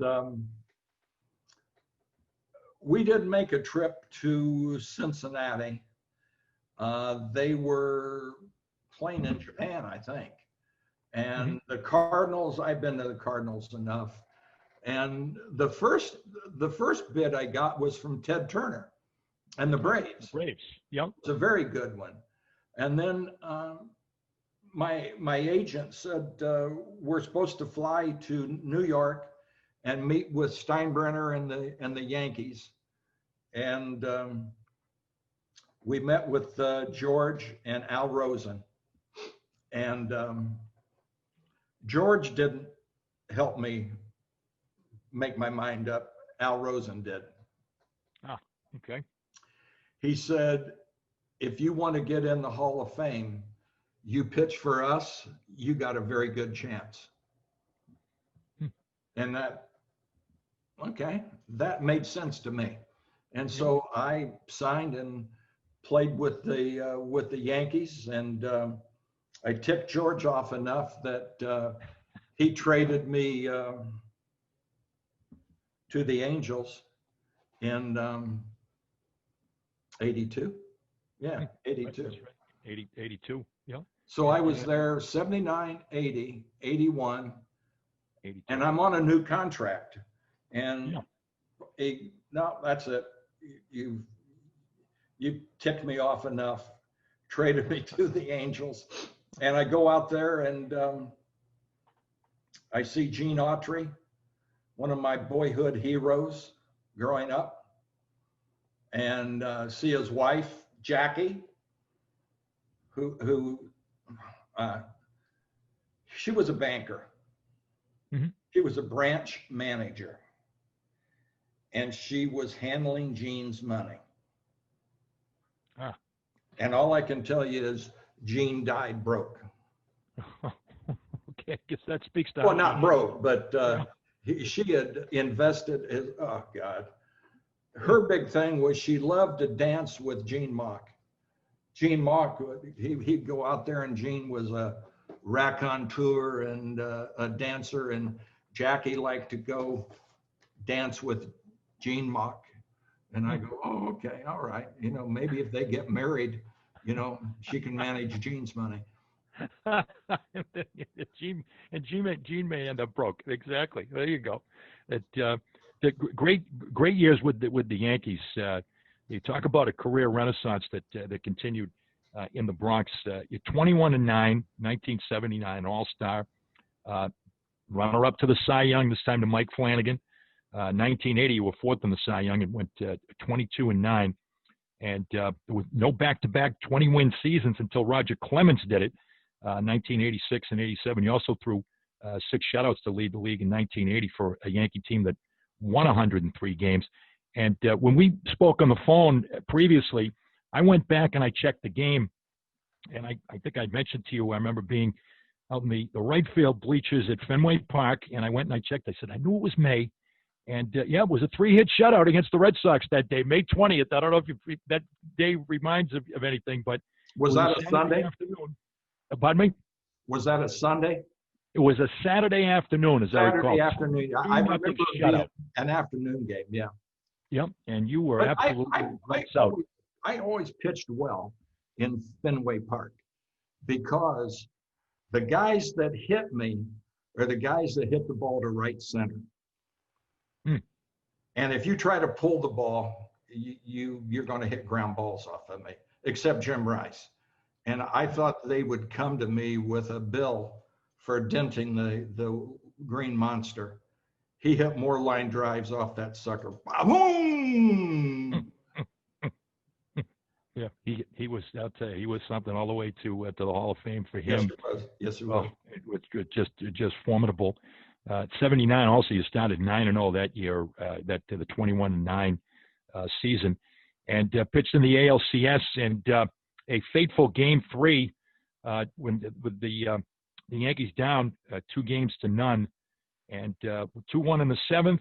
You came out after a double with 2 outs to Willie Wilson, and then talk about a couple of Hall of Famers. A guy named George Brett hit one off of Goose Gossage, and unfortunately that was the end of the Yankees run in 1980. But you get the chance to pitch once again, in the postseason once again, Tommy. This time on the other side in the pinstripes. Well, it was playing for the Yankees is like playing for the Dodgers. They're an elite team, and I loved it. I love playing for the Yankees. Now you hear these monsters barking. the attack dogs. The one with the loudest bark, he weighs like 11 pounds. the bark and the bite are the size. God, exactly. They hear on both sides of us are 2 big dogs, and they go woo, woo, woo. And when our dogs hear that, I don't care when it is, they'll start barking. They're gonna react. Yeah, they're gonna get their asses kicked too. But no, playing for the Yankees, I love playing in New York. Probably just a shade better than I did Los Angeles. Had I pitched for Lasorda all those years for Los Angeles, it may have bumped the LA Dodgers up a little higher. But I just loved New York. I loved the energy that it had, the fans, and I just, I loved it. And 1979, we had a welcome back Yankee dinner from spring training, and that's where I met Donald Trump for the first time, 1979. Oh, okay, yeah. Call it 40 years ago, 4 decades back with our current president. Wow, that's a bit of history, that's for sure. And through once again back to the postseason in 1981, and chance to pitch in the ALCS again, a chance to pitch in the World Series again for the Yankees, and Game 6. A game that, as I guess Yankee fans are still talking about, the decision by manager Bob Lemon.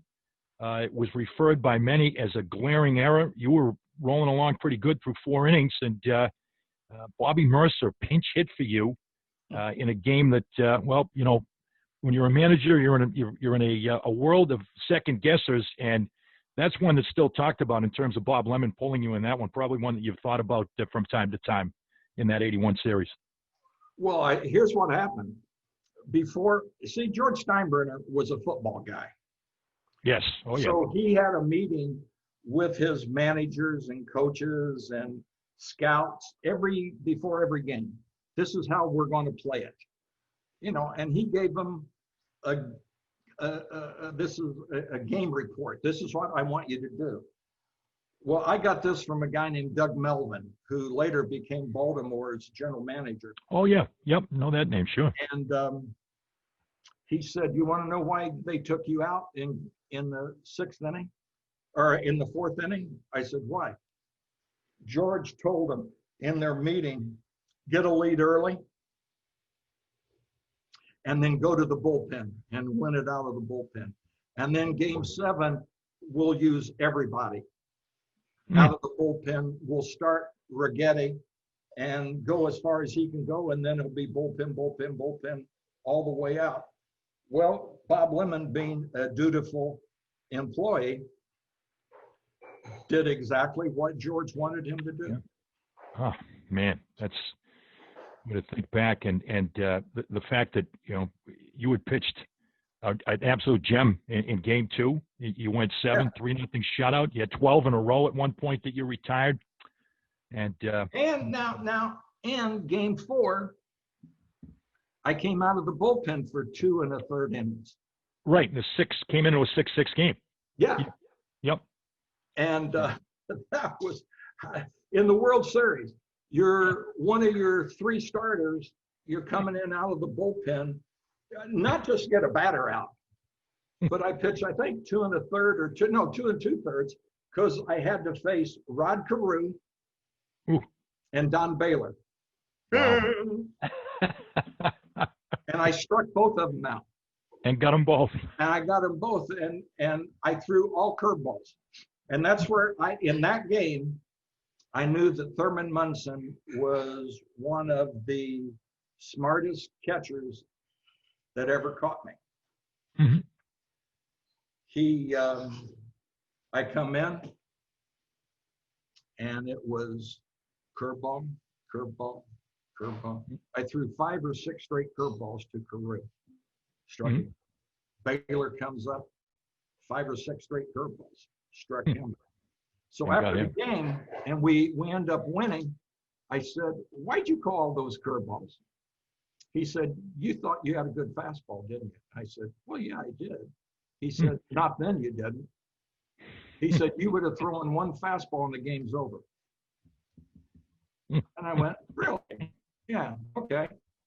All right." So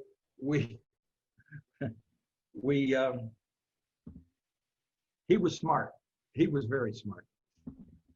Got to work with, absolutely. Just right. I'm sure right at the top of the list of the many guys. Think of all the guys that you threw to, and I got to mention also, you just brought up his name, and earlier when you mentioned about early win, you win 300. It doesn't guarantee that you can coach. That means you can pitch. I often think of Ted Williams managing the Washington Senators, less than stellar as a manager, and a guy that hit 406. But interestingly enough, to kind of prove that point, Tommy, early win, Johnny Sane, some issues, maybe trying to make Tommy John something that he really wasn't, or not pitching to your strength. The guy that really, he got you. He got what Tommy John was all about was Red Adams. It must have been a bit of a heartbreak to say goodbye to Red Adams when you went from the Dodgers and came cross-country to the Yankees. There's a guy that you really had a rapport with. Red was a lot like my favorite pitching coach of all time was a guy with the White Sox, Ray Barris. And Red coached like Red. I mean, like Ray. Like and, Ray, yeah. It was when I had my surgery and I came back in 76, I said, "Red Dog, make sure that when I'm pitching, that I throw the ball exactly the way I did before I had my surgery." And he pulled out his notebook and he showed me. And he said, "Make sure the motion and everything is the same." Yeah. And that's when I knew Red Adams was a very smart pitching coach. Absolutely. He didn't try to overanalyze. He didn't try to do a lot of things. He just, here it is, go pitch. Absolutely, and certainly it worked out. The results certainly bear out with what you accomplished. And there was an incident, 1981, and I can remember, attracted national attention for you, and that was your son's accident at that time. And as tragic and as it was, and for your family, and it's devastating, traumatic for your family, as I went back and I recalled it from when it happened at the time, the outpouring of emotion and support for an entire nation that must have been so moving for you and your family. It's really remarkable. Even people that hated Steinbrenner and the Yankees were behind you in that one. Behind me, yeah.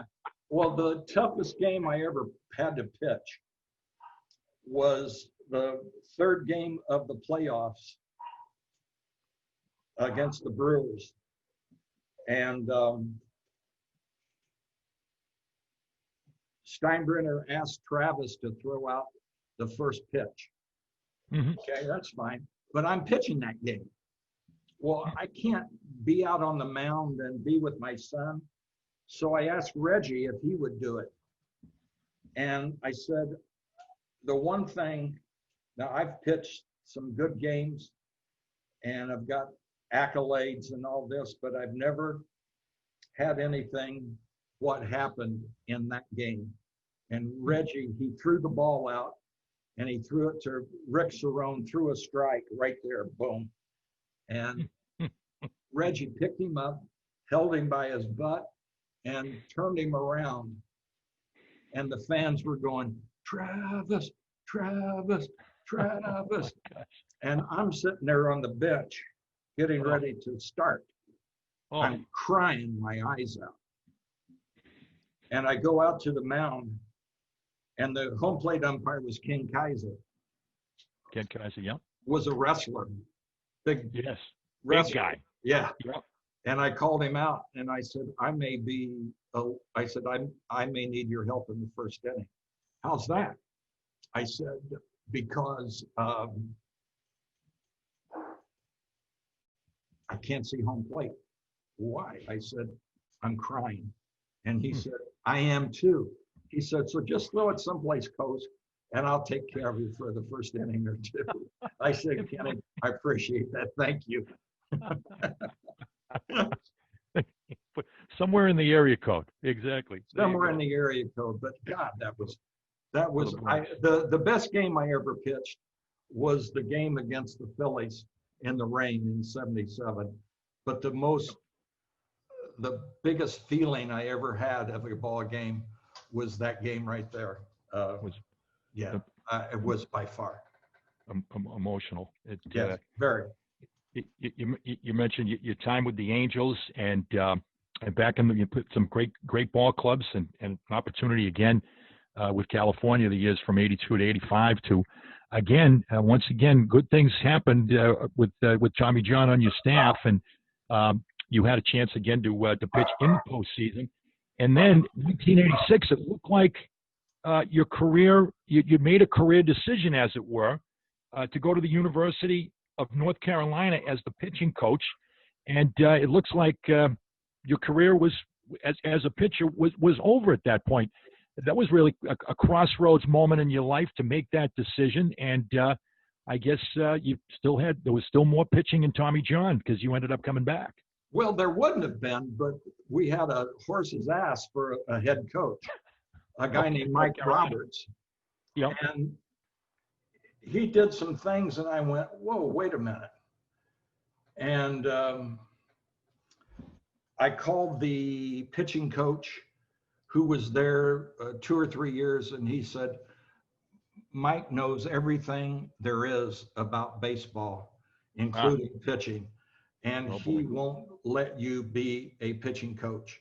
He will tell you how to coach. And so I saw that and I went, well, I've had enough. I've had enough. You know, no, I don't want to go there. I'm too young yet to take a back seat.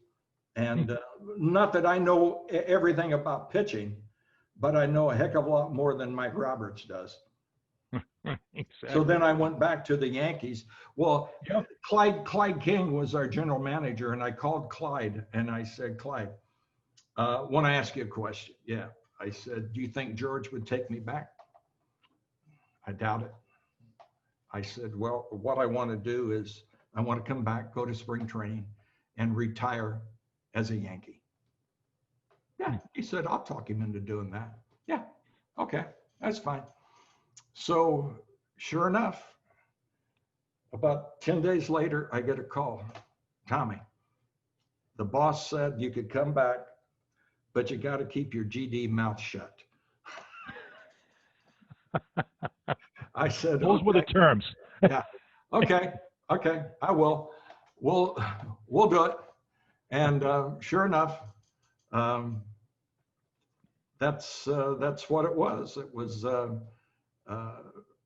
come back, and I made the ball club out of spring training. But I hurt my leg. I pulled a muscle, and so they had me on a little rehab stint. And then I came back, and I pitched the rest of the year for the Yankees.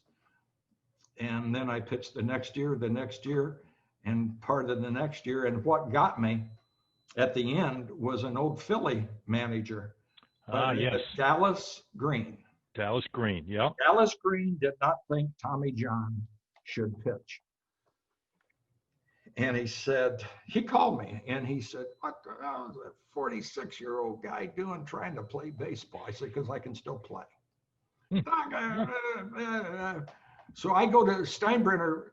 I get a call from George. He said, you're coming back. I said, Dallas doesn't want me. He said, Tommy, I run this ball club. I want you. I said, okay, all right. If you want me back, I'll come back, but not if Dallas wants me. I said, because I can't do Dallas. Right. Yep. And I had guys that told me, Dallas is a gruff, rough talking guy, but he was all right. When you got to know him, he was okay, but it's just, you don't have to be like that to be a manager. You really don't. No. You just, and I pitched some ball games that I said had Clyde King been the manager, had Lou Piniella been the manager, whatever my record was with the Yankees that year, I would have been like 500, because there were games I should have been out of the game, and I was pitching in games I should not have been in. But Dallas wanted to prove that a 46-year-old guy cannot go 9 innings. Well, I'll tell you, I couldn't go 9 innings. I'll tell you that. I can't go 9, but I'll give you 6 good ones. But no, that's not it. Dallas Green knew everything. And borne out by the statistics, Tommy, 1989, your first 6 innings, ERA was under 3. Yep. Anything beyond your ERA was 9. Yep. And when you think of the perspective of the modern day, just the fact that there was an expectation for a pitcher to do what? To go 9 innings?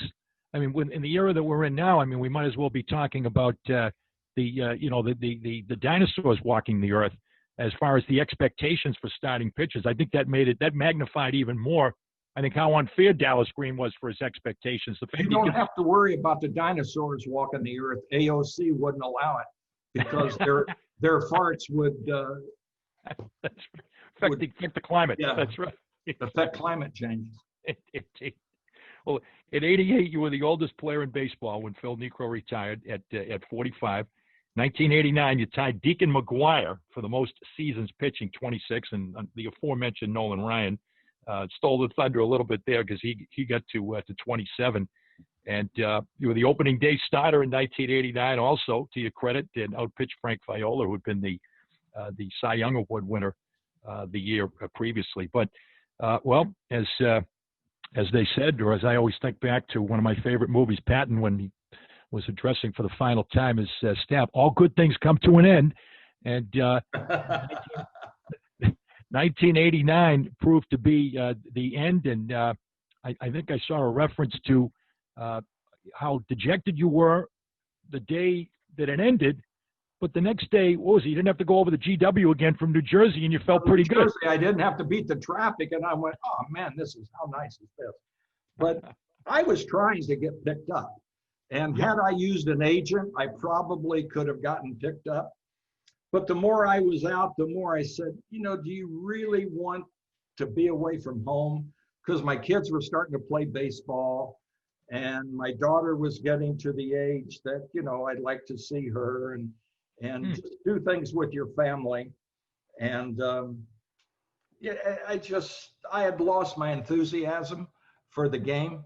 And when you lose your enthusiasm, you're not going to work as hard to regain it, to regain your pitching abilities. So, that was it. Yep. You stepped away at that.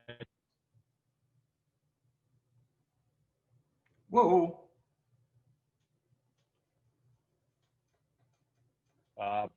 90s.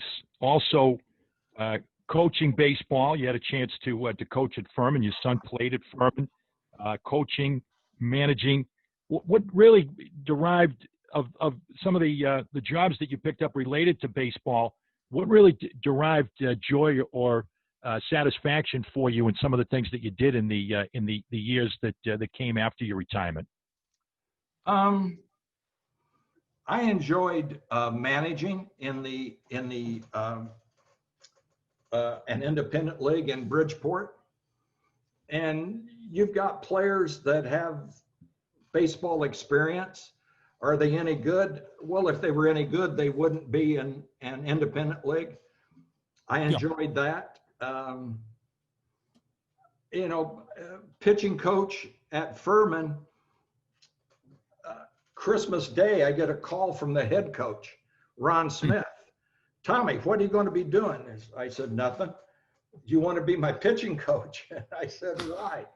He said, well, his head coach had quit to go to Kentucky to be with his wife. His wife was in the banking business, and she wanted to be with him in the banking business, So he quit to be with her. She was making six figures, and he wasn't going to be making six figures. So he asked me if I would come and coach. And I said, sure. I said, I can't do it every day, because from Charlotte to Greenville, South Carolina, it's about a 2-hour drive. And, but we had some guys there. In fact, my son, Tommy, was playing first base then. He said, Dad, have you seen Ruckel pitch? I said, what? He said, have you seen Danny Ruckel pitch? I said, he's our shortstop. He said, you ought to see him pitch. He said, he got the best arm on the team. So I go, really? So I called him over. I said, hey, Root, come on over, warm up. They said you can pitch. Well, yeah, I did it, The coach recruited me as a shortstop. So I go, okay. And I watch him pitch. I said, do you have a curveball? Yeah. He said, but I hold it funny. I don't care how you hold it. How does it break? He said, good. So he throws it, and I go, whoa, gee whiz, yeah. So I called the head coach over. I said, Ron, you ever see Ruckel pitch? Tommy, they're trying to get me. So I had him come up, stand at home plate, like a right-handed hitter.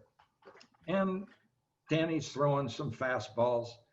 And I said, okay, now throw a curveball. He said, well, the catcher doesn't know it's coming. You don't have to know it's coming. The coach doesn't know it's coming either. So he throws a curveball, and the coach, boom, hits the ground. He thought the ball's coming to his head, and it's over the outside corner. And he gets up, and he said, what the hell? Can you do that all the time? And he said, yeah, I got a good curveball.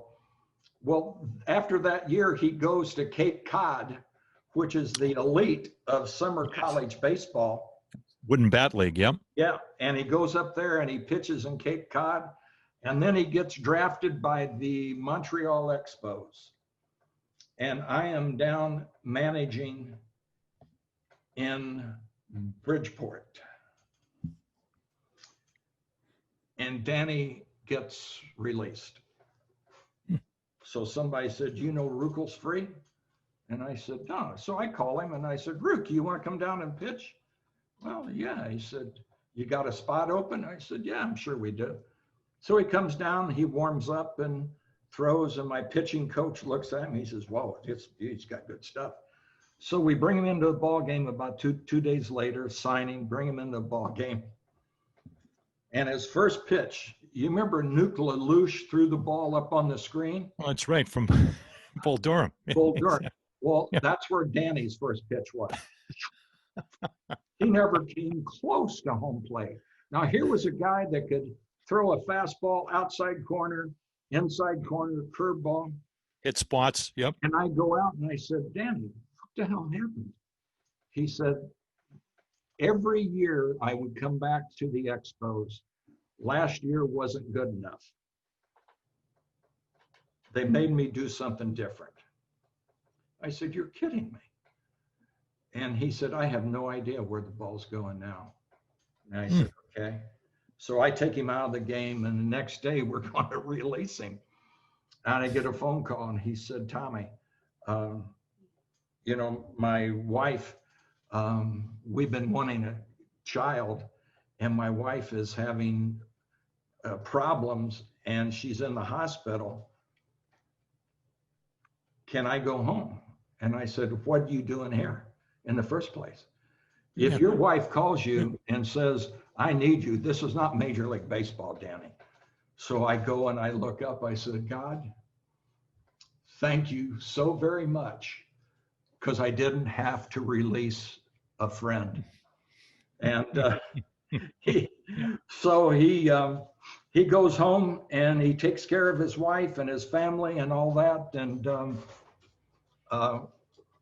but I enjoyed it at Bridgeport. I was there 2.5 years. And my third year, the lady that owned the ball club sold it to one of the owners of a team in the league. And as soon as she did that, I went, I'm screwed. Big time. So he comes in and he said, you know, the money you're making ain't going to happen. I said, what do you mean? He said, you either take a 50% cut or you're fired. Wow. I figured this much. So I said, okay, I'll take a 50% cut. As soon as he said that, then I started looking for jobs. And my friend was driving home from Palm Springs, and they stopped in Colorado. And they met this guy there, he and his wife, who owned a scoreboard company out of Murray, Kentucky. And I called him up, and he flew into Bridgeport, and we had dinner, and he said, I really would like for you to work for me, sell.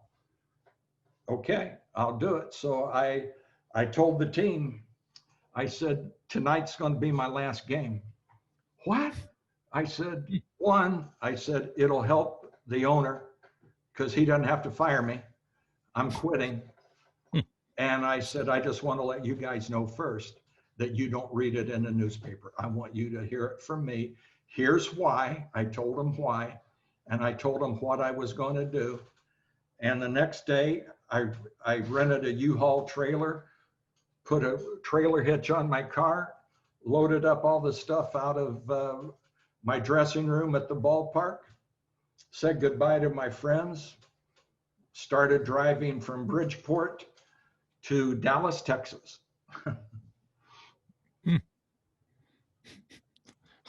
You covered some ground there, that's for sure. That was a long way. Well, I drove through and stopped off to see my daughter and her family in Chicago.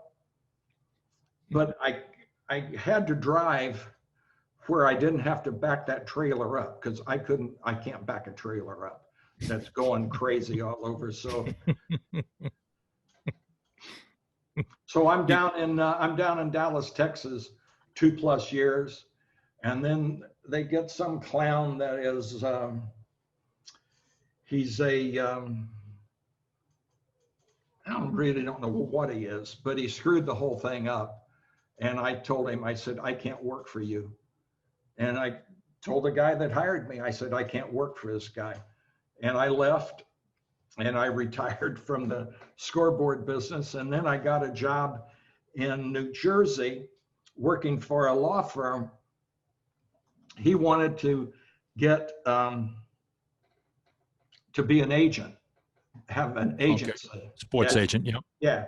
So they hired me and a couple other guys that played the game. And the one player that I really thought, as I look back on it now, that we had a chance to get was a guy named Aaron Judge. Wow.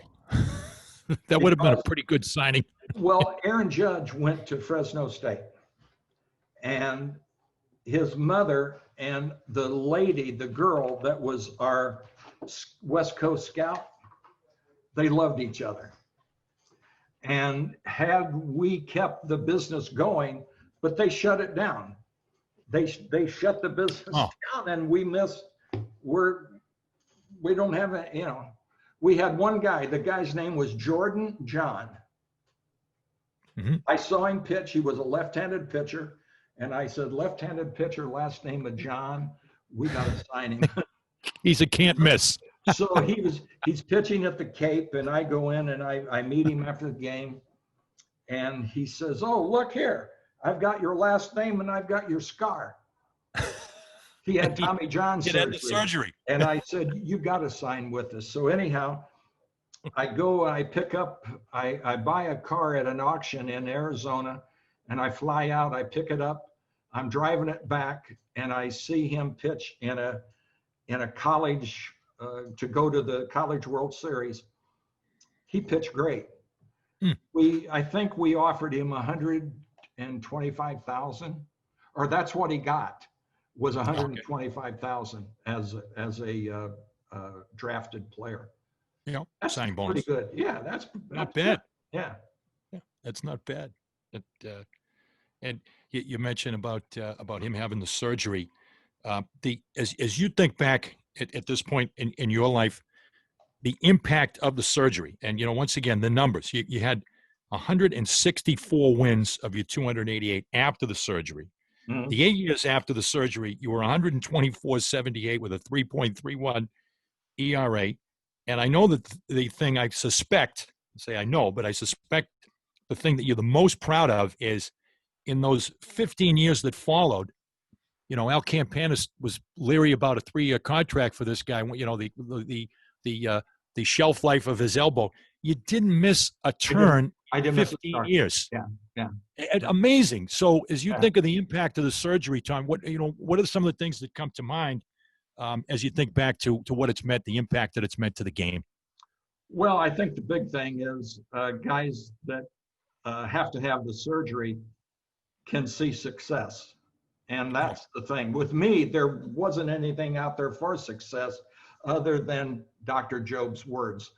And, now you can look and see success, and hopefully we've done it the right way. I don't know. I'm just happy that I got a chance to do what I did, pitch as long as I did, meet the people I've met, and people ask me, would you do it over again? I said, in a heartbeat.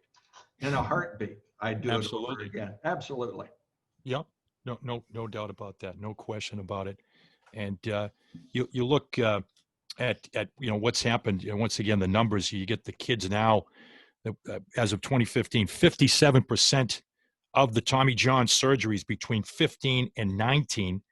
25% major leaguers, and there's now been 500 plus major leaguers that have had the surgery. About 75% have made it back after the surgery.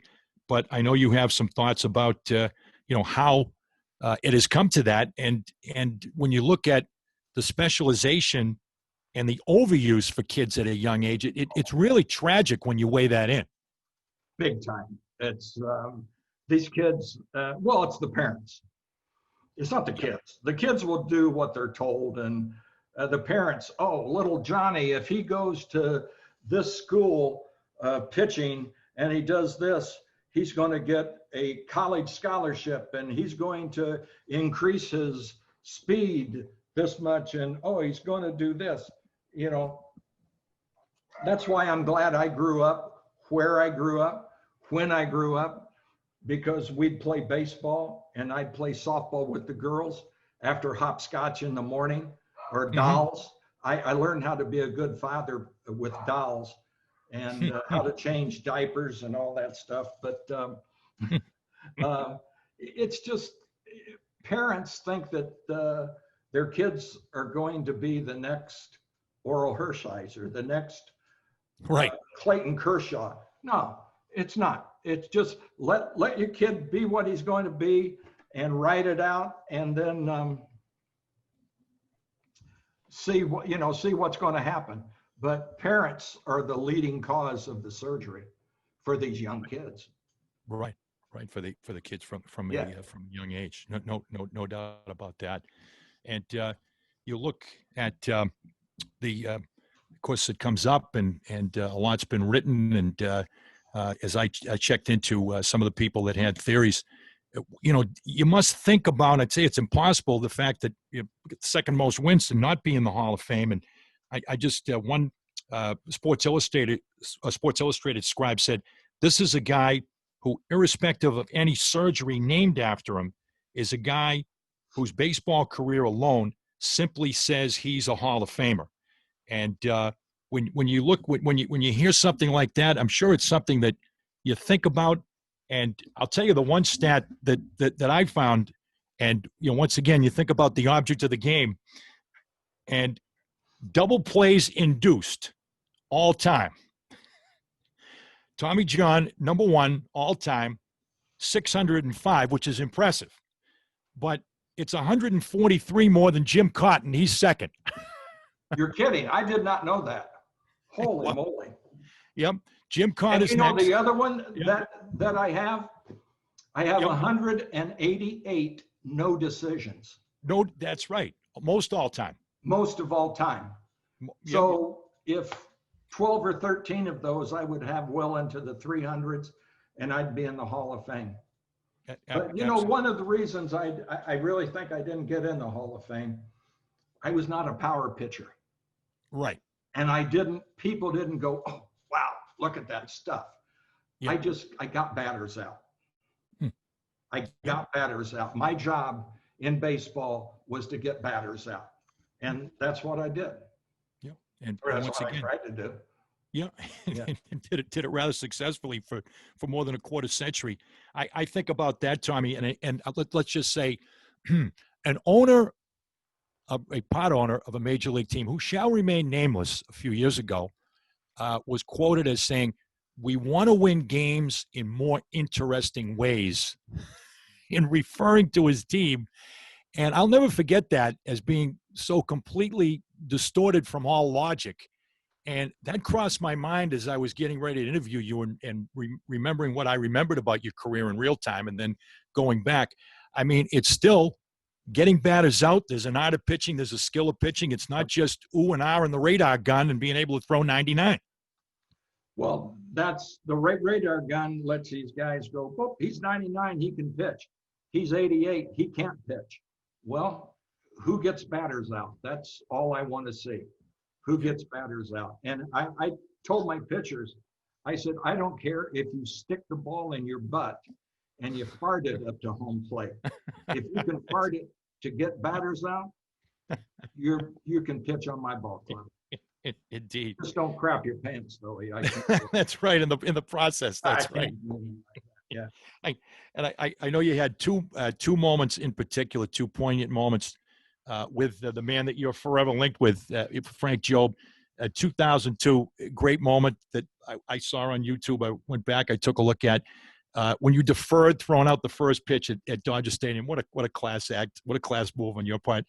And also when Frank was honored by the Hall of Fame in 2013, and you had a chance to speak on his behalf. And you look at, I think, your historical perspective, just to be able to tell us the three people, if you wanted to say the Holy Trinity or whatever, of the three that impacted baseball the most. Right. You put Frank there with, well, you can tell us who the two others are, because I completely agree. Three guys that changed the game of baseball. It's Jackie Robinson, Marvin Miller, and Frank Jobe. Yeah. And they just got Marvin into the Hall of Fame this year or last year. Right. Yep. And he should be. Jackie Robinson should be. Now, they didn't induct Dr. Jobe into the Hall of Fame, but he has a spot in the medical part of the Hall of Fame. I don't know what that's about, but That certainly appropriate, and Well, as I you think mentioned, it would be, yeah, yeah, that would for him to be actually inducted into the Hall of Fame. I don't think exactly. there's I'm with any you doubt. 100%. Hey, and you got Pete Rose's vote. He's not in the Hall of Fame either, but there's a guy that couldn't hit you. he Well, put he you in had his me three. when he retired. When he retired, he had me as one of the three toughest pitchers. And the other two, Randy Jones and Jim Brewer. So Right. it tells you Pete couldn't hit the ball going away from him. That's right. As long as you kept it away from you, in pretty good shape, indeed. And today, Tommy, you once again you're in Palm Springs and playing golf. You mentioned with the members of your family and your daughter.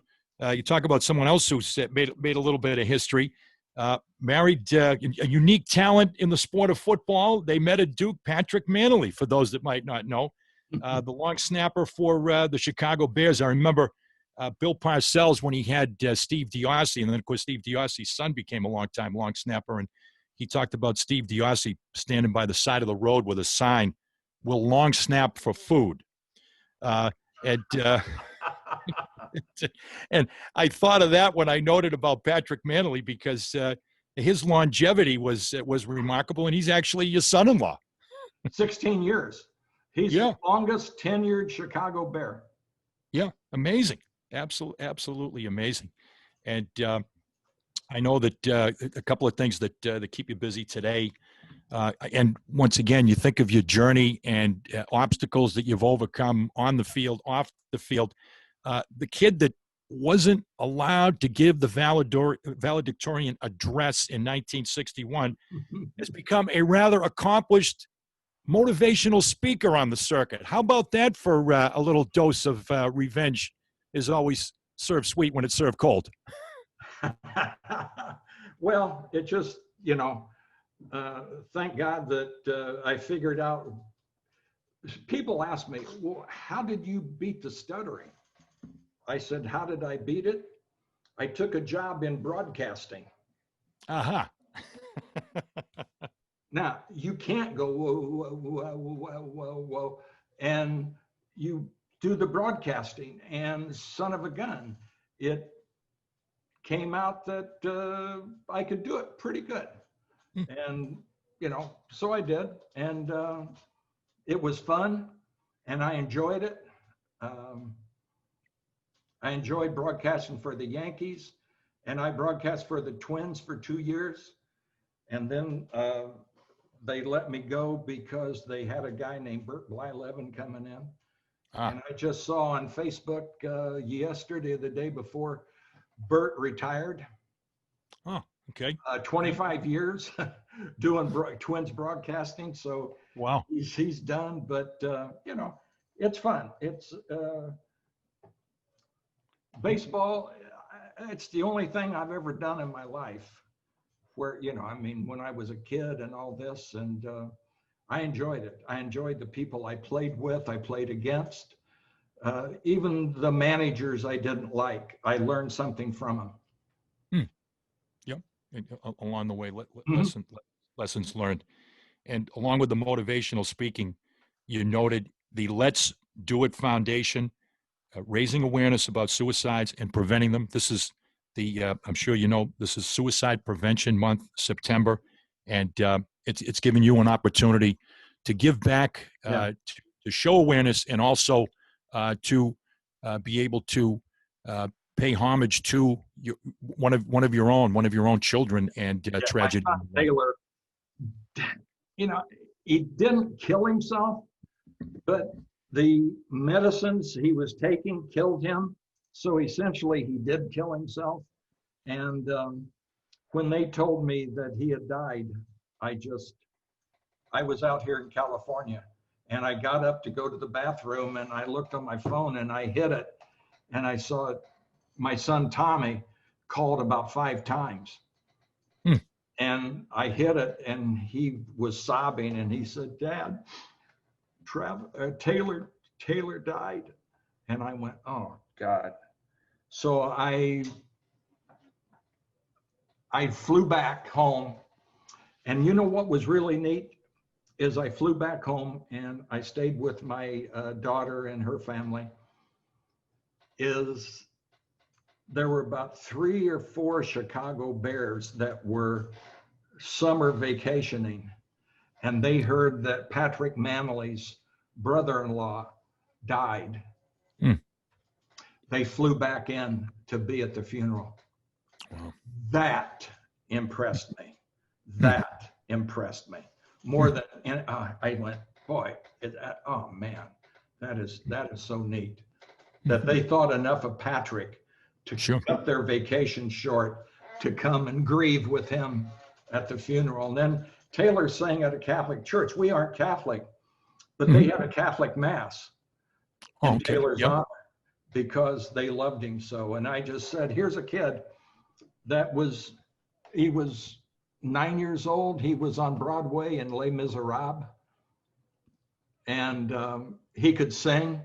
He could do all these things. And, you know, it's just one of the things his life ended too short. But he was a tortured soul. So, you know, maybe it all ended up when we all get up to heaven, he'll say, Dad, you know, welcome here. Okay, do you have golf balls for me, Taylor? I'm ready to go out and hit. I'm going to be able to hit a couple with Bill George. Absolutely. Oh, yeah. Something about that Bears organization, though, Tommy. I guess they stick together.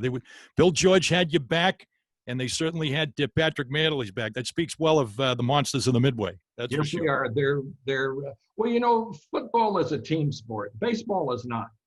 Baseball is an individual sport played as a team. And, you know, nobody is out there blocking for me or you're screening off the shortstop. It's I throw the ball, the batter hits the ball, the shortstop picks the ball up, throws it to first baseman catches it. That is all individual sport, but you play it as a team. And that's why baseball is so unique. It's you know, all of the other sports are team sports except tennis, obviously, and golf. Right. You're out there on the mound. You're on an island. That's right. You're on an island. You're all alone. It's your wits, your guile, and your ability to throw the baseball, and encapsulates over a quarter century. And well, the honors from Terre Haute. You got the key to the city. The field that you played your last game for Gersmeyer High School is now named after you. When you become a Sagamore of the Wabash, which is the highest honor in Indiana, did Larry Bird get that one too? Probably. Okay, but Tommy John has it. And, I know it's the some of the accolades that you have received here in later years. And well, to sum it up, once again, I got to cite a quote from not from the Bible, but from Sports Illustrated. I know that you had one for Luke about things not being impossible when you were in your rehab, Tommy. And you certainly proved that nothing impossible with God. That's right. If you have faith in God, nothing is impossible. Yep. And you were living proof of that, sir. There's no doubt. And as Sports Illustrated summed it up, as far as the surgery that became Tommy John's surgery, one man's stubbornness and another man's brainstorm changed the game of baseball. And then it was significant ingredients of heart, moxie, perseverance, and guts on the part of the man that had to go through the arduous rehab to become the man that we've spent time with here today, Tommy John. Tommy, thank you so much. Thank you. I hope I haven't bored the people out there, but as you can tell, once my stutter's over, I love talking. Indeed. And what was Bob Lemon proving out once again? You ask Tommy what time it is, he tells you how to build a watch. And absolutely. And I want you to know that I wore the pinstripes today, Tommy, also. That's good. I like that. And for a diehard Red Sox fan and a season ticket holder, I'll tell you, that'll be a photo op that I will not wish to revisit. You don't have to go to confession now. No, that's right. No bless me, Father. 3 Hail Marys and 3 Our Fathers, and go in peace. I hear you. Thank Tommy, you. This was a pleasure. Thank you so much for joining us here on the Games People Play, and you certainly played well with us here today, my new friend. Thank you. Thank you very much. Appreciate it. God bless. Tommy John, our guest here on the Games People Play. And I want to thank him for joining us. Once again, we had Tommy in mind when we began this show back in June, and it was certainly worth waiting for. Thank you, not across from me, but to my left, my executive producer, Andy Bernstein, for everybody out in Seattle, for Todd and Kiwan, and all that have made it possible for us here today to bring you once again the Games People Play. So for everybody that makes it possible, from a new location, if you will, this is Bernie Corbett saying, play the game well.